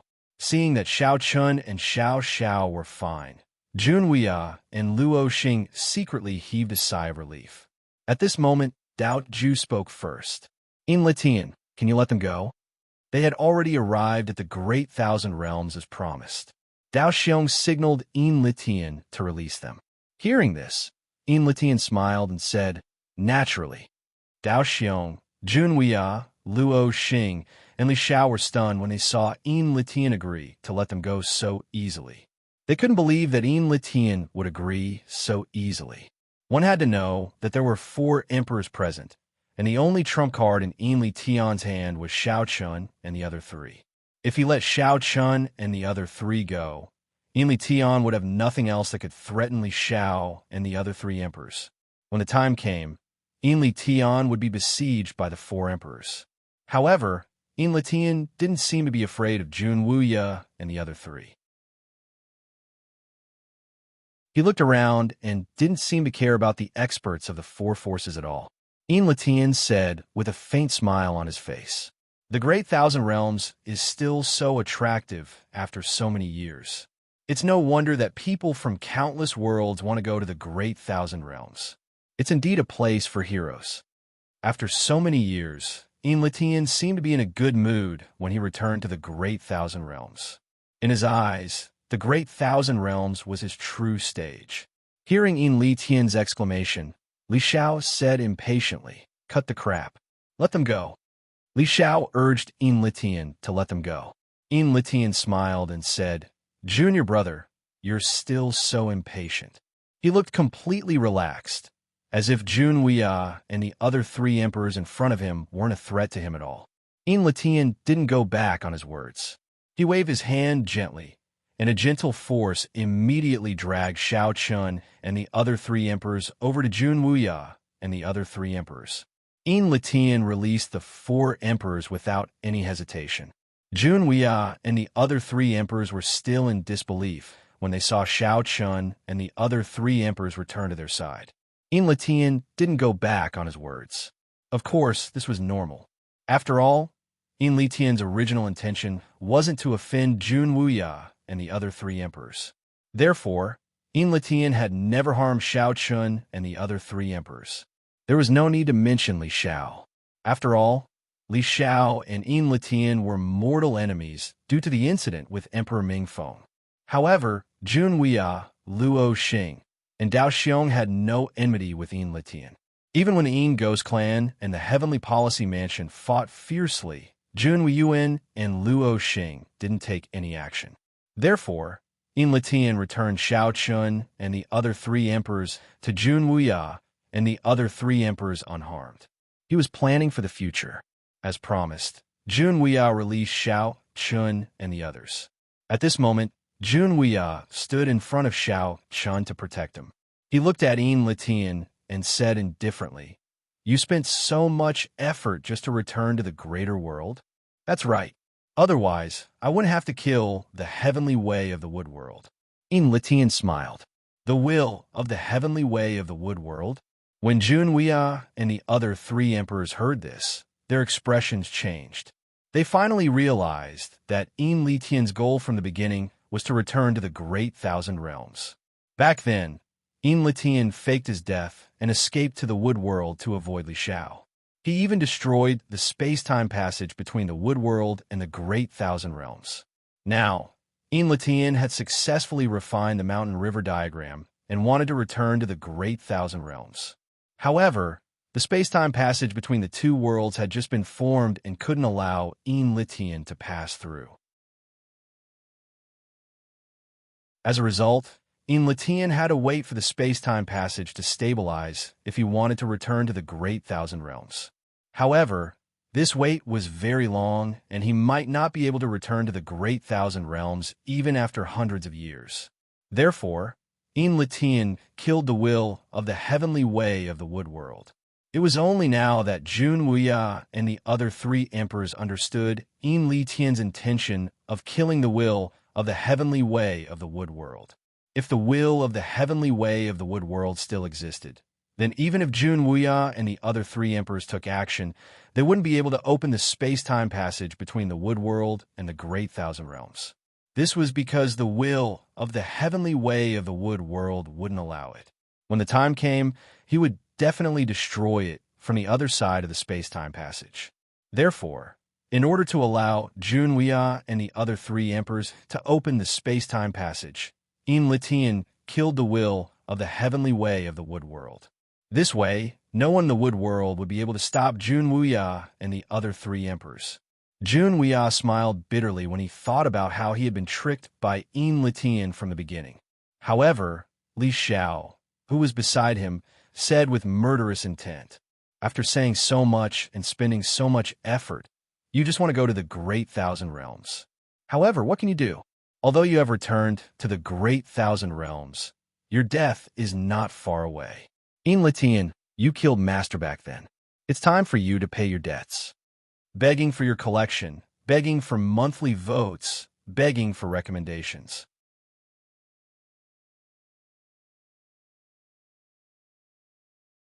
Chapter 2118. Shao Chun and the other three had already been released by Letian. Now that Letian no longer had anything that Li Shao was afraid of, Li Shao naturally didn't hesitate to reveal the killing intent in his heart. Shao Chun and the other three had already been released by Letian. Now that Letian no longer had anything that Li Shao was afraid of, Li Shao naturally didn't hesitate to reveal the killing intent in his heart. Li Shao had long wanted to kill Letian to avenge his master. Back then, he thought that Letian was already dead. Who would have thought that Letian was still alive and that he had been deceived for so many years? As a result, The killing intent in Li Zhao's heart naturally increased instead of decreasing. However, Litian wasn't nervous at all when he heard Li Zhao's words. He chuckled and said, "Junior brother, I just released these 4 little guys as promised. Don't you think it's a little too much for you to turn your back on me?" "Too much. Litian, you killed our master. It's only right for me to kill you. There's nothing too much about it." Li Xiao shouted in a deep voice when he heard Litian's words. At the same time, a terrifying aura gradually spread out from his body. Li Xiao's aura was terrifying. It was obvious that he was ready to attack. Upon seeing this, Jun Wuya, Luo Xing, and Dao Xiong looked at each other and asked Xiao Chun and the others to step back. It seemed like the 3 of them were also planning to lend Li Xiao a hand. In fact, Litian and Jun Wuya didn't have any enmity with them. They just wanted to help Li Xiao. Moreover, after this incident, the 3 of them didn't have a good impression of Litian. Of course, since Xiao Chun and the others weren't hurt, they didn't really offend them. Sensing that Jun Wuya and the other 2 were about to attack, Litian wasn't nervous at all. He glanced at the 4 of them and chuckled. "Do you really want to kill me that badly? Unfortunately, you won't be able to kill me." After saying that, a painting scroll slowly flew out from Litian's body. When Li Xiao saw this painting scroll, his face immediately darkened. The mountain river painting, the scroll was naturally the supreme treasure of Li Xiao's master, the mountain and river diagram. After so many years, the mountain and river diagram had been completely refined by Litian. Previously, the mountain and river diagram on the mountain and river diagram had been completely obliterated by Litian. Now, the mountain and river diagram was Litian's supreme treasure. After so many years, Li Xiao felt extremely conflicted when he saw it. At the same time, as a disciple of the emperor's disciple, he was very clear about the power of the mountain and river painting scroll. Seeing Litian bring out the mountain and river painting scroll, Li Xiao's face turned extremely gloomy. Sensing the change in Li Xiao's expression, Litian smiled and said, "Junior brother, you should be very clear about the power of the mountain and river painting. With it, do you think you can kill me?" The mountain river painting scroll was Litian's trump card, and it was also the reason why he wasn't afraid of Jun Wuya and the other 3. Although the mountain river painting scroll couldn't allow Litian to fight against Jun Wuya and the other 3 on his own, it could still help him escape with Sheng and Litian. The painting scroll slowly unfolded, and suddenly, a lifelike scenery of mountains and rivers appeared in front of everyone's eyes. The mountains, rivers, lakes, and seas in the painting were all very real. Moreover, if one looked closely, it wasn't difficult to notice that the scenery in the mountain river painting was exactly the same as the Great Thousand World. After drawing the entire Great Thousand World into the painting, Li Xiao couldn't help but make a move. At the same time, he said to Jun Wuya and the other 2 in a low voice, "Don't let him use the mountain river painting." They couldn't give Litian a chance to use the mountain river painting.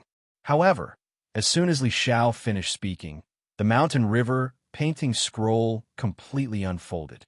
Litian said with a mocking look on his face, "Junior brother, there will be plenty of time for us to settle this matter. I won't accompany you today." Having said that, Litian grabbed Sheng, and the 2 of them entered the mountain river painting and disappeared from where they were standing. As Litian and Sheng disappeared, the mountain river painting slowly turned into nothingness. Soon, the mountain river painting, Litian, and Sheng disappeared completely.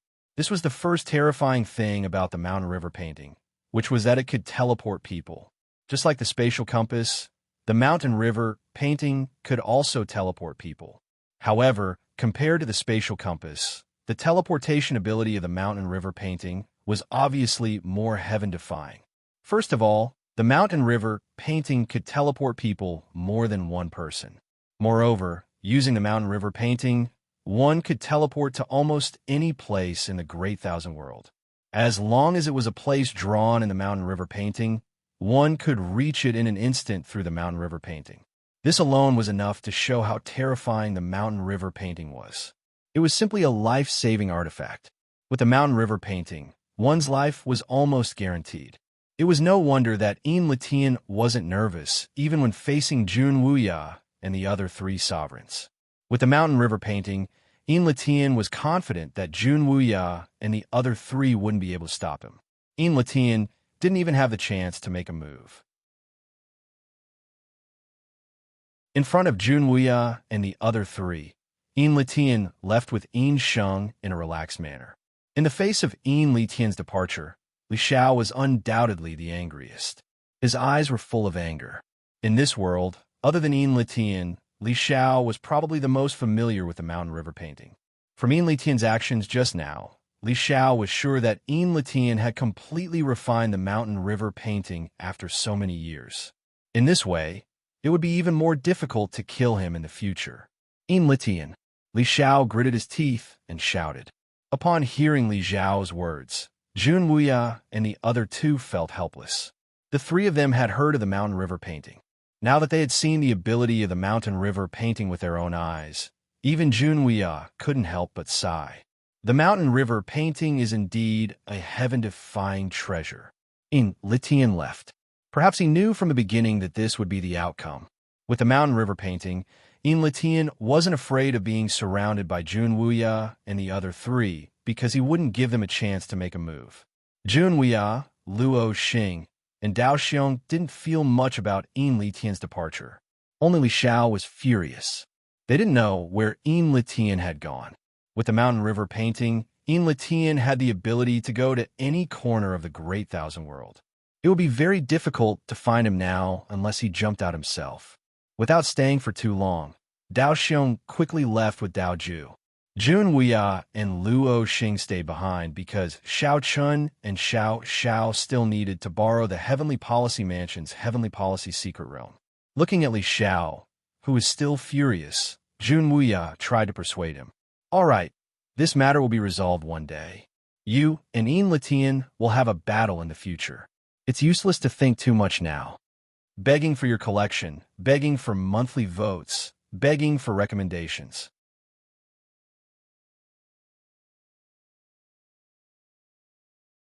Chapter 2119. Li Xiao was infuriated. After all, the Heavenly Policy Hall had been utterly defeated during this trip to the Wood Realm. They had been completely tricked by Letian. Furthermore, the Heavenly Policy Hall had also paid a hefty price for this. Although it wasn't a serious blow, it was still very troublesome.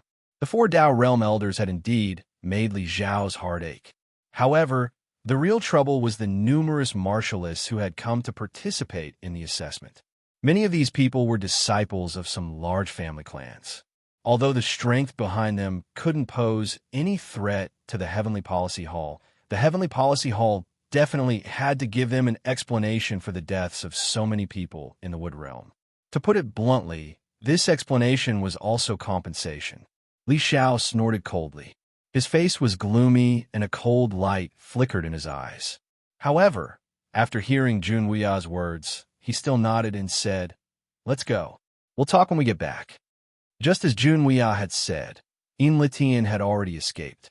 It wouldn't be easy to find him again. Therefore, Li Xiao had no other choice. The group returned to the Heavenly Policy Hall. Due to the incident in the Wood Realm, the assessment of the Heavenly Policy Hall could be considered a complete failure. Although a portion of the new disciples had been rescued, most of them had perished in the Wood Realm because of the incident in the Wood Realm. Perhaps to compensate them, Li Xiao directly gave the order to make an exception for those who had survived and allowed them to join the Heavenly Policy Hall. The martialists who had survived were naturally overjoyed when they heard this news. They felt as though they had been given a new lease on life. Although the trip to the Wood Realm had left these martialists with a lingering fear, those who were fortunate enough to survive had also benefited from the disaster. Those who originally didn't have the qualifications to join the Heavenly Policy Hall had now fulfilled their wishes and become a member of the Heavenly Policy Hall. Of course, this matter didn't have much to do with Xiao Chun and the others. After returning to the Heavenly Policy Hall, Xiao Chun and Xiao Xiao had been waiting to enter the Heavenly Policy secret realm. As for other matters, the two of them weren't interested and didn't care. This was originally an internal matter of the Heavenly Policy Mansion, so it was not appropriate for them to interfere. Jun Weia, Luo Xing, Xiao Chun, and Xiao Xiao stayed in a cave residence. It had been 7 days since they returned from the wood world. During these 7 days, the matters in the Heavenly Policy Mansion were proceeding in an orderly manner. As for Litian, there was no news of him. No one knew where he had gone through the mountain and river diagram. However, one thing was certain. Litian was definitely still in the Great Thousand World. Xiao Chun and Xiao Xiao had also tried to guess what the plan would be after Lunar Day. However, no matter how hard they racked their brains, they still couldn't figure out what would happen after Lunar Day. Under the full pursuit of Li Xiao in the Heavenly Policy Palace, it would be very difficult for Litian to do anything in the Great Wide World. No one knew why Litian was so insistent on returning to the Great Wide World. The matter of Litian seemed to have come to an end for the time being. On this day, Li Xiao personally visited and told Xiao Chun and Xiao Xiao that the Heavenly Policy Secret Realm would open the next day. At that time, the two of them could enter the Heavenly Policy Secret Realm to cultivate. Everyone sat in a circle in the courtyard. First, they talked about the Heavenly Policy Secret Realm. Then Li Xiao said to Jun Weia and Luo Xing, "Thank you very much for this time." Li Xiao thanked them because of Litian's matter. However, Jun Weia and Luo Xing didn't say anything about it. It could be seen that Li Xiao's mood was very low during this period. He looked unusually tired. Therefore, he didn't stay for long. Soon, Li Xiao got up and left. After a silent night, early the next morning, Xiao Chun and Xiao Xiao were personally led by Li Chun to the entrance of the Heavenly Policy Secret Realm. As for Jun Weia and Luo Xing, they didn't go with them. Along the way, Li Chun told Xiao Chun and Luo Xing in detail about the things to take note of in the Heavenly Policy Secret Realm. When the three of them arrived, many Heavenly Policy Palace's students had already gathered at the entrance of the Heavenly Policy Secret Realm. These students were the Heavenly Policy Palace's elite students. There weren't many of them, only a few hundred of them. However, their cultivation had already reached the comprehension state. Although they couldn't be compared to Xiao Chun and the other monstrous geniuses, they could be considered outstanding in the younger generation of the Great Wide World. They were worthy of being called geniuses. Unfortunately, when these hundreds of people saw Li Chun and the other two, they all had a longing look on their faces. At the same time, they cupped their hands and bowed to the three of them. They were geniuses, but there was no way they could be compared to Xiao Chun and the other two. Everyone fantasized about having the talent and combat strength of Xiao Chun and the other two. Unfortunately, this was only a fantasy. Under the respectful gazes of the crowd, Xiao Chun and the other two walked to the front of the crowd. The many disciples behind them couldn't help but whisper to each other, "Is that the sect leader of the sword sect, Xiao Chun?" And the woman beside him, "Is she the Moon Palace's holy maiden, Xiao Xiao?" That's right, it's the two of them. Didn't you see that even the young mansion master personally appeared? If it wasn't Xiao Chun and Xiao Xiao, who else would be able to make the young mansion master personally appear to receive them? The crowd whispered among themselves. It was obvious that Li Chun had a high prestige in the Heavenly Policy Palace. However, the appearance of Xiao Chun and Xiao Xiao also caused quite a commotion among the crowd. They didn't pay much attention to the discussions of the people behind them. When the time came, the entrance to the Heavenly Policy Secret Realm was successfully opened. However, at this moment, no one dared to rush into the Heavenly Policy Secret Realm. This was because Xiao Chun, Xiao Xiao, and Li Chun had yet to move. Naturally, the crowd could only wait patiently. Now that the entrance had been opened, Li Chun said to Xiao Chun and Xiao Xiao calmly, "Both of you will stop here. I wish both of you a great harvest this time." "Brotherly, you're too polite. In that case, both of us will make a move first." Upon hearing this, Xiao Chun nodded in response. Xiao Xiao also nodded at Li Chun. Then, the two of them walked into the Heavenly Policy Secret Realm. After Xiao Chun and Xiao Xiao entered the Heavenly Policy Secret Realm, The group of disciples from the Heavenly Policy Palace finally entered the Heavenly Policy Secret Realm. As the most famous cultivation secret realm in the Heavenly Policy Palace, many people were excited to be able to enter it to cultivate. Moreover, the reason why everyone was even more excited this time was because of Xiao Chun and Xiao Xiao. Being able to cultivate with the famous supreme talents in the Great Thousand World was probably the dream of countless young people. In fact, if they were lucky enough to be able to exchange a few words with Xiao Chun and Xiao Xiao, or even get acquainted with them, it would be like a carp leaping over the dragon gate and reaching the heavens in a single bound. As such, everyone was naturally excited, begging for collection, begging for monthly votes, begging for recommendations. End of chapter.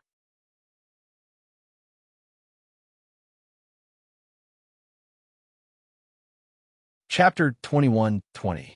Everyone swarmed into the Heavenly Policy Secret Realm. However, it was a pity that Xiao Chun and Xiao Xiao had already disappeared by the time they entered the Heavenly Policy Secret Realm. Everyone swarmed into the Heavenly Policy Secret Realm. However, it was a pity that Xiao Chun and Xiao Xiao had already disappeared by the time they entered the Heavenly Policy Secret Realm. After entering the Heavenly Policy Secret Realm, one would realize that this place was like a starry sky filled with countless stars. These stars weren't real. They were the most precious existences in the Heavenly Policy Secret Realm. They were known as martial stars. These martial stars were extremely helpful for cultivators to awaken their physique and abilities. Among the numerous cultivation secret realms in the Great Thousand World, there were only 3 secret realms that contained martial stars. The Heavenly Policy Secret Realm was one of them. As for the remaining 2, one was controlled by the Saber Sect, while the other was controlled by the Shrines. The most important thing to cultivate in the Heavenly Policy Secret Realm was naturally to refine martial stars. The more martial stars one refined, the higher one's growth would be. This was something that everyone knew. However, it wasn't an easy task to refine a martial star.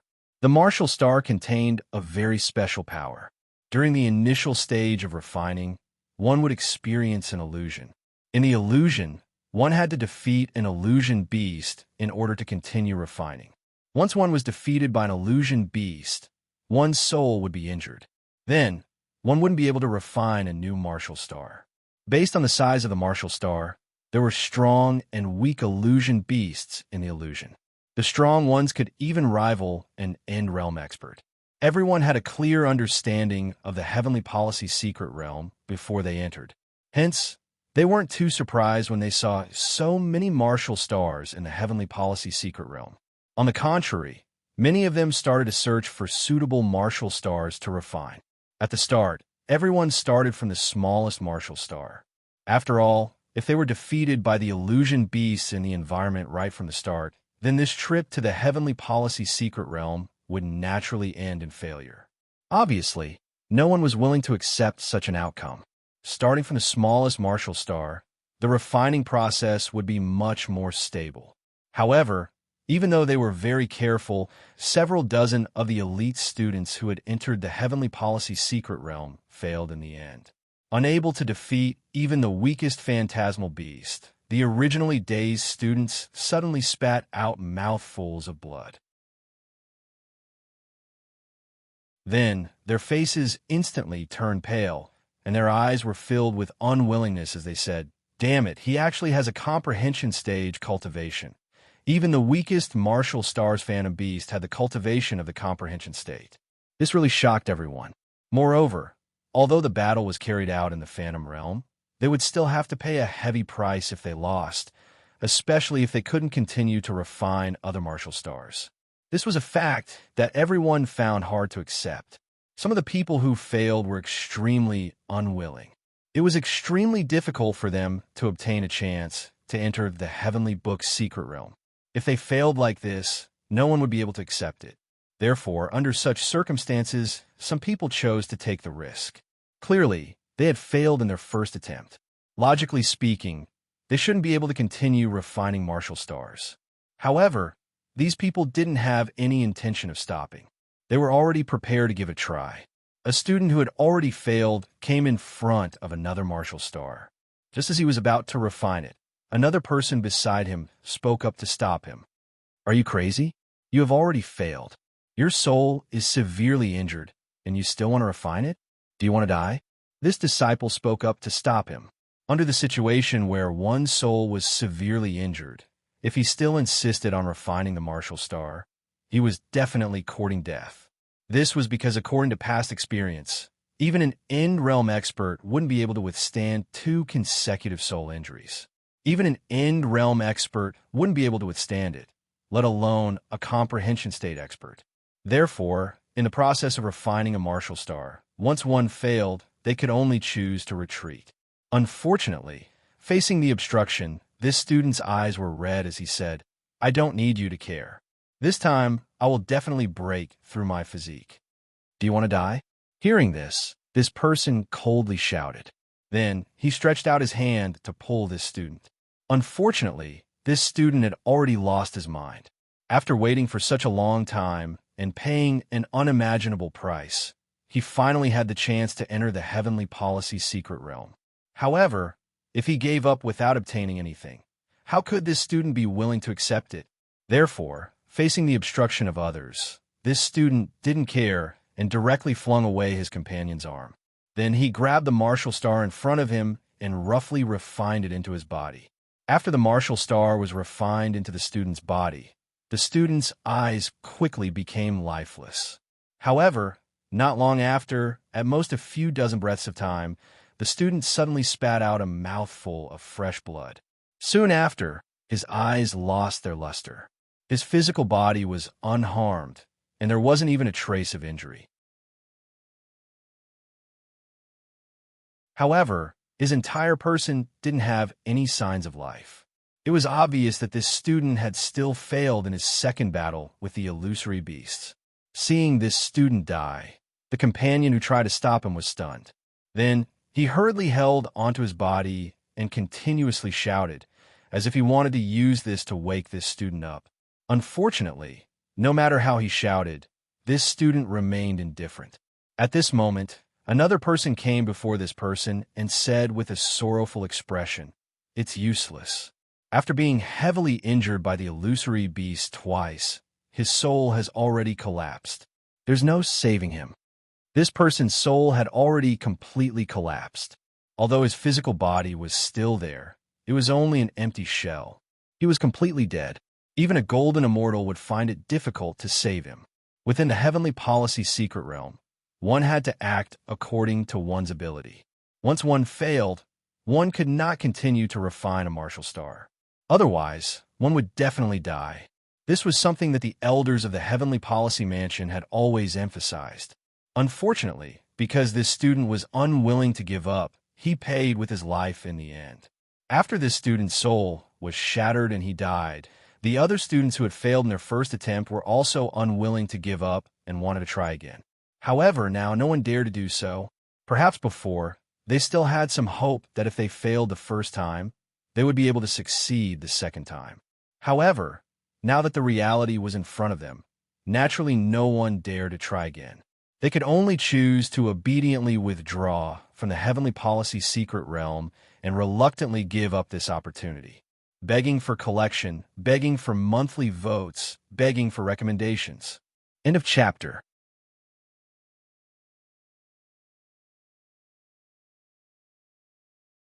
Chapter 21:21. In the heavenly policy secret realm, if one tried to refine a martial star by force, the final outcome would be death. There was no doubt about this, especially after the first failure. If one tried to refine a martial star by force a second time, it would almost certainly lead to death. In fact, every time the heavenly policy secret realm opened, there would be heavenly policy palace students who died. Many of these students were unwilling to give up and try to refine a martial star a second time after failing the first time. After someone told everyone the results of the forced refinement, many of the heavenly policy palace's elite students regained their rationality. This was especially true for those who had already failed. They no longer had the courage to try again. Although the heavenly policy secret realm was precious, everyone could still tell which was more important when compared to their own lives. The students who had already failed chose to give up dejectedly, while those who had succeeded became even more cautious. At the same time, Xiao Chun and Xiao Xiao, who were the first to enter the heavenly policy secret realm, had also successfully refined their first martial star. The two of them were more cautious, so the first martial star they chose was very small. Naturally, it wasn't difficult to refine it. After defeating the Mirage Beast in the illusion realm, Xiao Chun and Xiao Xiao had successfully refined their first martial star. Refining a martial star of this size wasn't too difficult for Xiao Chun and Xiao Xiao. The Mirage Beast in the illusion realm was only at the comprehension state, so defeating it wasn't too difficult. Almost at the same time, the two of them slowly opened their eyes. They had successfully refined their first martial star. At this moment, Xiao Chun could clearly feel that some indescribable changes had taken place in his body. It wasn't an increase in cultivation, nor was it a strengthening of his physical body. Instead, it was a deeper level of evolution. According to Xiao Chen's guess, this was probably the improvement of his physique that Jun Wuya had mentioned. With the help of the martial star, Xiao Chen's sword physique had been improved to a certain extent. However, because this was his first martial star, the improvement was not too great, and it was not enough for Xiao Chen's sword physique to have a substantial breakthrough. However, after his first attempt, Xiao Chen also personally experienced the magical effects of the martial star. It directly affected his physique. This was indeed an energy that Xiao Chun had never encountered before. The Heavenly Book's secret realm indeed lives up to its reputation, Xiao Chun said indifferently with a faint smile. After successfully refining the first martial star, Xiao Chun and Xiao Xiao continued to refine other martial stars. Furthermore, the size of the martial stars that they chose continued to increase. In fact, given Xiao Chun and Xiao Zhao's strength, even if they were to face a Dao Realm Phantom Beast in the Dreamland, they would still be able to put up a fight. Therefore, the two of them could definitely choose a bigger martial star. Obviously, they would be able to improve more in this way. However, Xiao Chun and Xiao Xiao had always been very cautious. Therefore, when they were choosing martial stars, they didn't choose a martial star that was too big. Instead, they chose to do it step by step. In the Heavenly Book's secret realm, the flow of time was very blurry. After all, the surroundings were as dark as the starry sky, and countless martial stars emitted a faint light. In such a space, time naturally became very blurry. It was unknown how long it had been since they entered the Heavenly Book's secret realm. During this time, Xiao Chun and Xiao Xiao had been doing their best to refine martial stars. Compared to the beginning, the martial stars that Xiao Chun and Xiao Xiao had chosen were getting bigger and bigger. From the initial fist-sized martial stars to the current size had increased by several times. As the martial stars grew bigger and bigger, the phantom beast that Xiao Chun and Xiao Xiao encountered naturally became stronger and stronger. At this time, Xiao Chun was refining a martial star that was about 1 meter in size. In the fantasy realm, a phantom beast with an aura that was equivalent to the complete Dao realm appeared in front of Xiao Chun. This was the most powerful phantom beast that Xiao Chun had encountered after entering the Heavenly Book's secret realm. Although it was in the fantasy realm, Xiao Chun still didn't dare to be careless. This was because Xiao Chun knew very well what the result of failure would be. The phantom beast let out a series of roars. Its huge body was like a mountain, giving people a strong sense of oppression. Standing in front of this phantom beast, Xiao Chun looked extremely small. However, even so, Xiao Chun didn't have the slightest bit of fear in his eyes. The corners of his mouth curved into a faint smile. Looking at the phantom beast in front of him, Xiao Chun muttered softly, "Complete Dao Realm?" After saying that, Xiao Chen's dustless sword instantly appeared in his hand with a thought. At the same time, he activated the sword realm and instantly enveloped the phantom beast.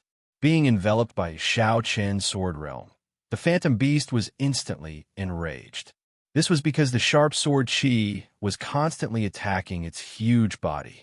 It let out an earth-shattering roar and rushed toward Shao Chun. Even with the suppression of the sword realm, the power that this phantom beast displayed at this time was already extremely frightening. Facing the phantom beast's attack, Shao Chen's mind moved. Countless blood swords condensed around Shao Chen's body and madly shot towards the phantom beast. After refining several martial stars, Shao Chen's control of the sword body had become more proficient. Moreover, Shao Chun could faintly feel that his sword body was about to have a breakthrough and receive a qualitative upgrade. Shao Chen had already heard about the division of physiques from Jun Wuya. According to Jun Wuya, Shao Chen's control of the sword body should be at the peak of the advanced level. However, the sword body at the peak of the advanced level had yet to unleash the true power of the sword body. There were still many aspects of the sword body's power that Shao Chun needed to explore and master by himself. Countless blood swords madly shot towards the phantom beast. Facing the attack of the blood swords, although many wounds appeared on the phantom beast's body, it still had no intention of stopping. It continued to roar and madly charge toward Shao Chun. Obviously, these blood swords alone were unable to defeat the phantom beast. Shao Chun was also very clear about this. Shao Chun's purpose of these blood swords was only to delay the phantom beast. A huge sword slowly took shape behind Shao Chun as the countless blood swords continued to attack him. The most powerful attack that Shao Chun had at his disposal was brought to bear right away. He shouted in a low voice, "Emperor's sword." Immediately, the huge sword fiercely charged towards the phantom beast. The size of the huge sword was almost the same as the phantom beast. Facing the attack of the huge sword, the phantom beast clenched its fists and fiercely punched out. Immediately, the two collided fiercely, begging for collection, begging for monthly votes, begging for recommendations.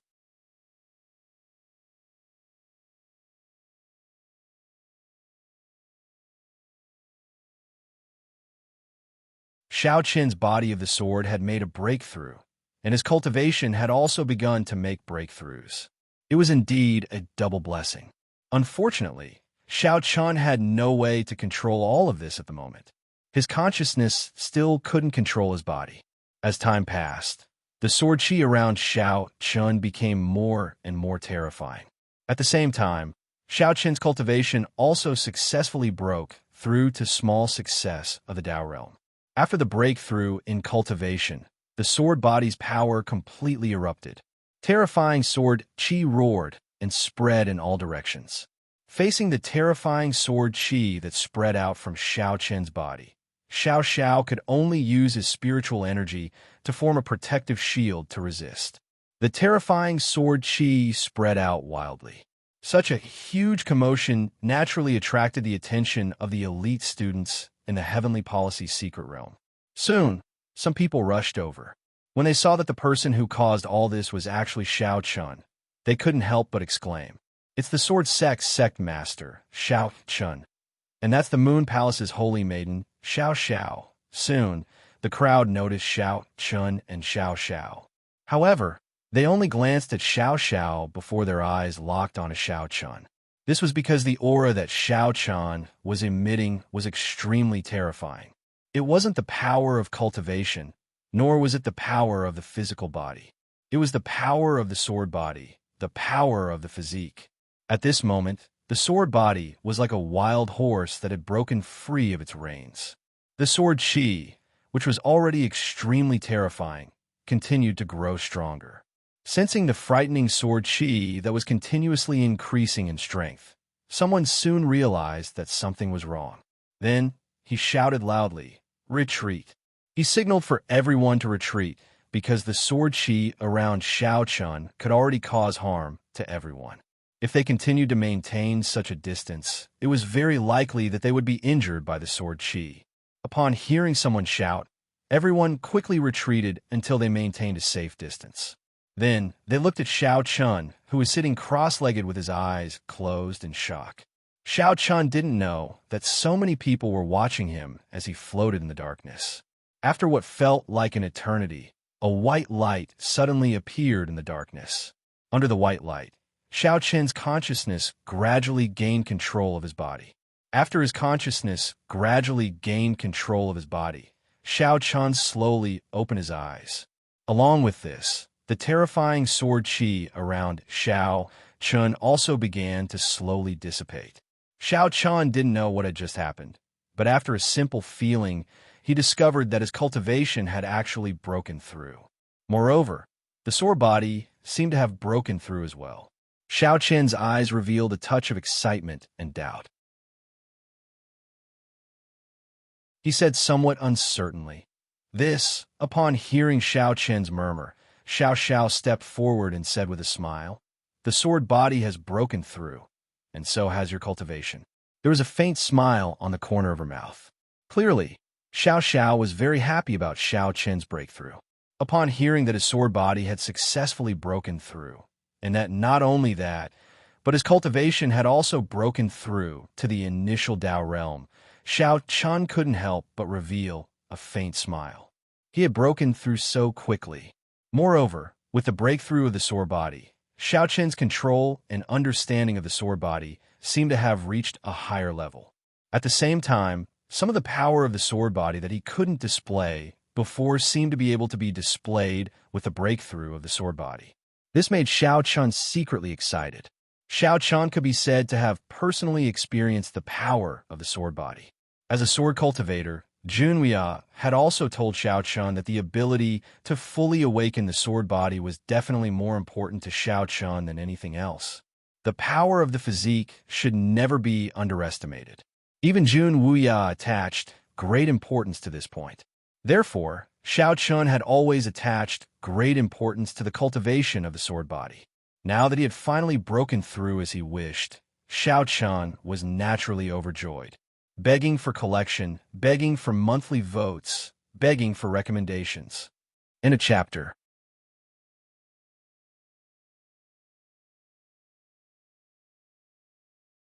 Chapter 21-23. Xiao Qian was naturally overjoyed that his sword physique and cultivation had both broken through. With a faint smile on his face, Xiao Qian looked at Xiao and said, "I didn't expect it to be so easy to break through. Is it easy?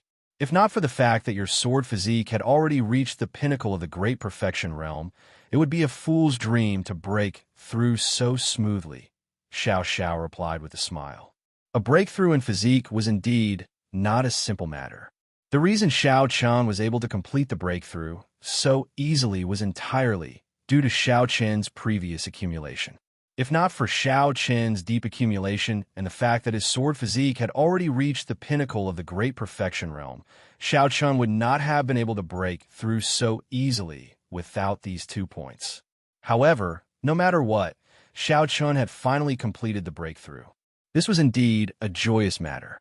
Xiao Qian had successfully completed the breakthrough, but the two of them had no intention of leaving the Heavenly Policy Secret Realm.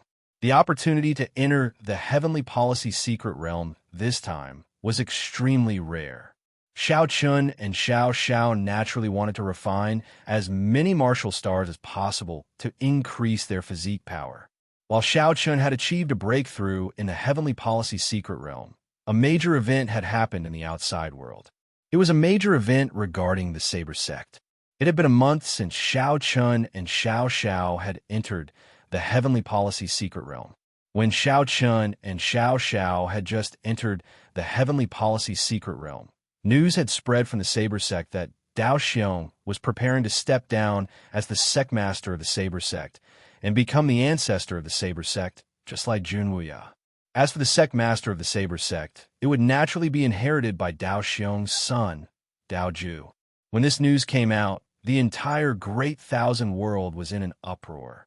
After all, the Saber Sect was different from the Sword Sect. Although the Sword Sect was now in a decent position, it was still a far cry from its peak. However, the Saber Sect was different. The Saber Sect was still at its peak. Every action of such a large sect naturally attracted the attention of countless cultivators in the Great Thousand World. Furthermore, the Sect Master of the Saber Sect had changed hands this time. Such a major event naturally caused a stir in the Great Thousand World. It could be said that the sect master of the Saber sect had changed hands this time without any warning. It was announced suddenly. Although Dao Ju was a monstrous talent in the Great Thousand World and had a great reputation, Dao Ju's age, many people felt that it was too early for him to become the sect master of the Saber sect. Moreover, an emperor-level figure like Dao Xiong could be said to be at his peak now.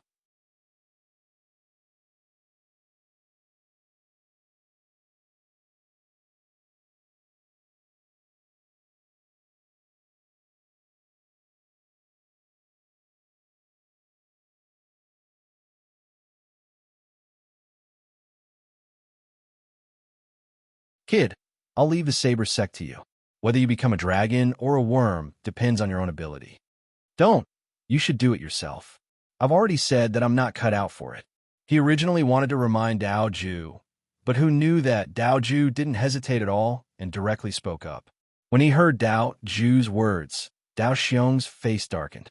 However, when he thought of the day today, he forcefully suppressed the anger in his heart. He then looked at Dao Ju beside him. After putting on the sect master's uniform, Dao Ju indeed had a trace of the dignity of a sect master. Dao Xiong nodded his head in satisfaction.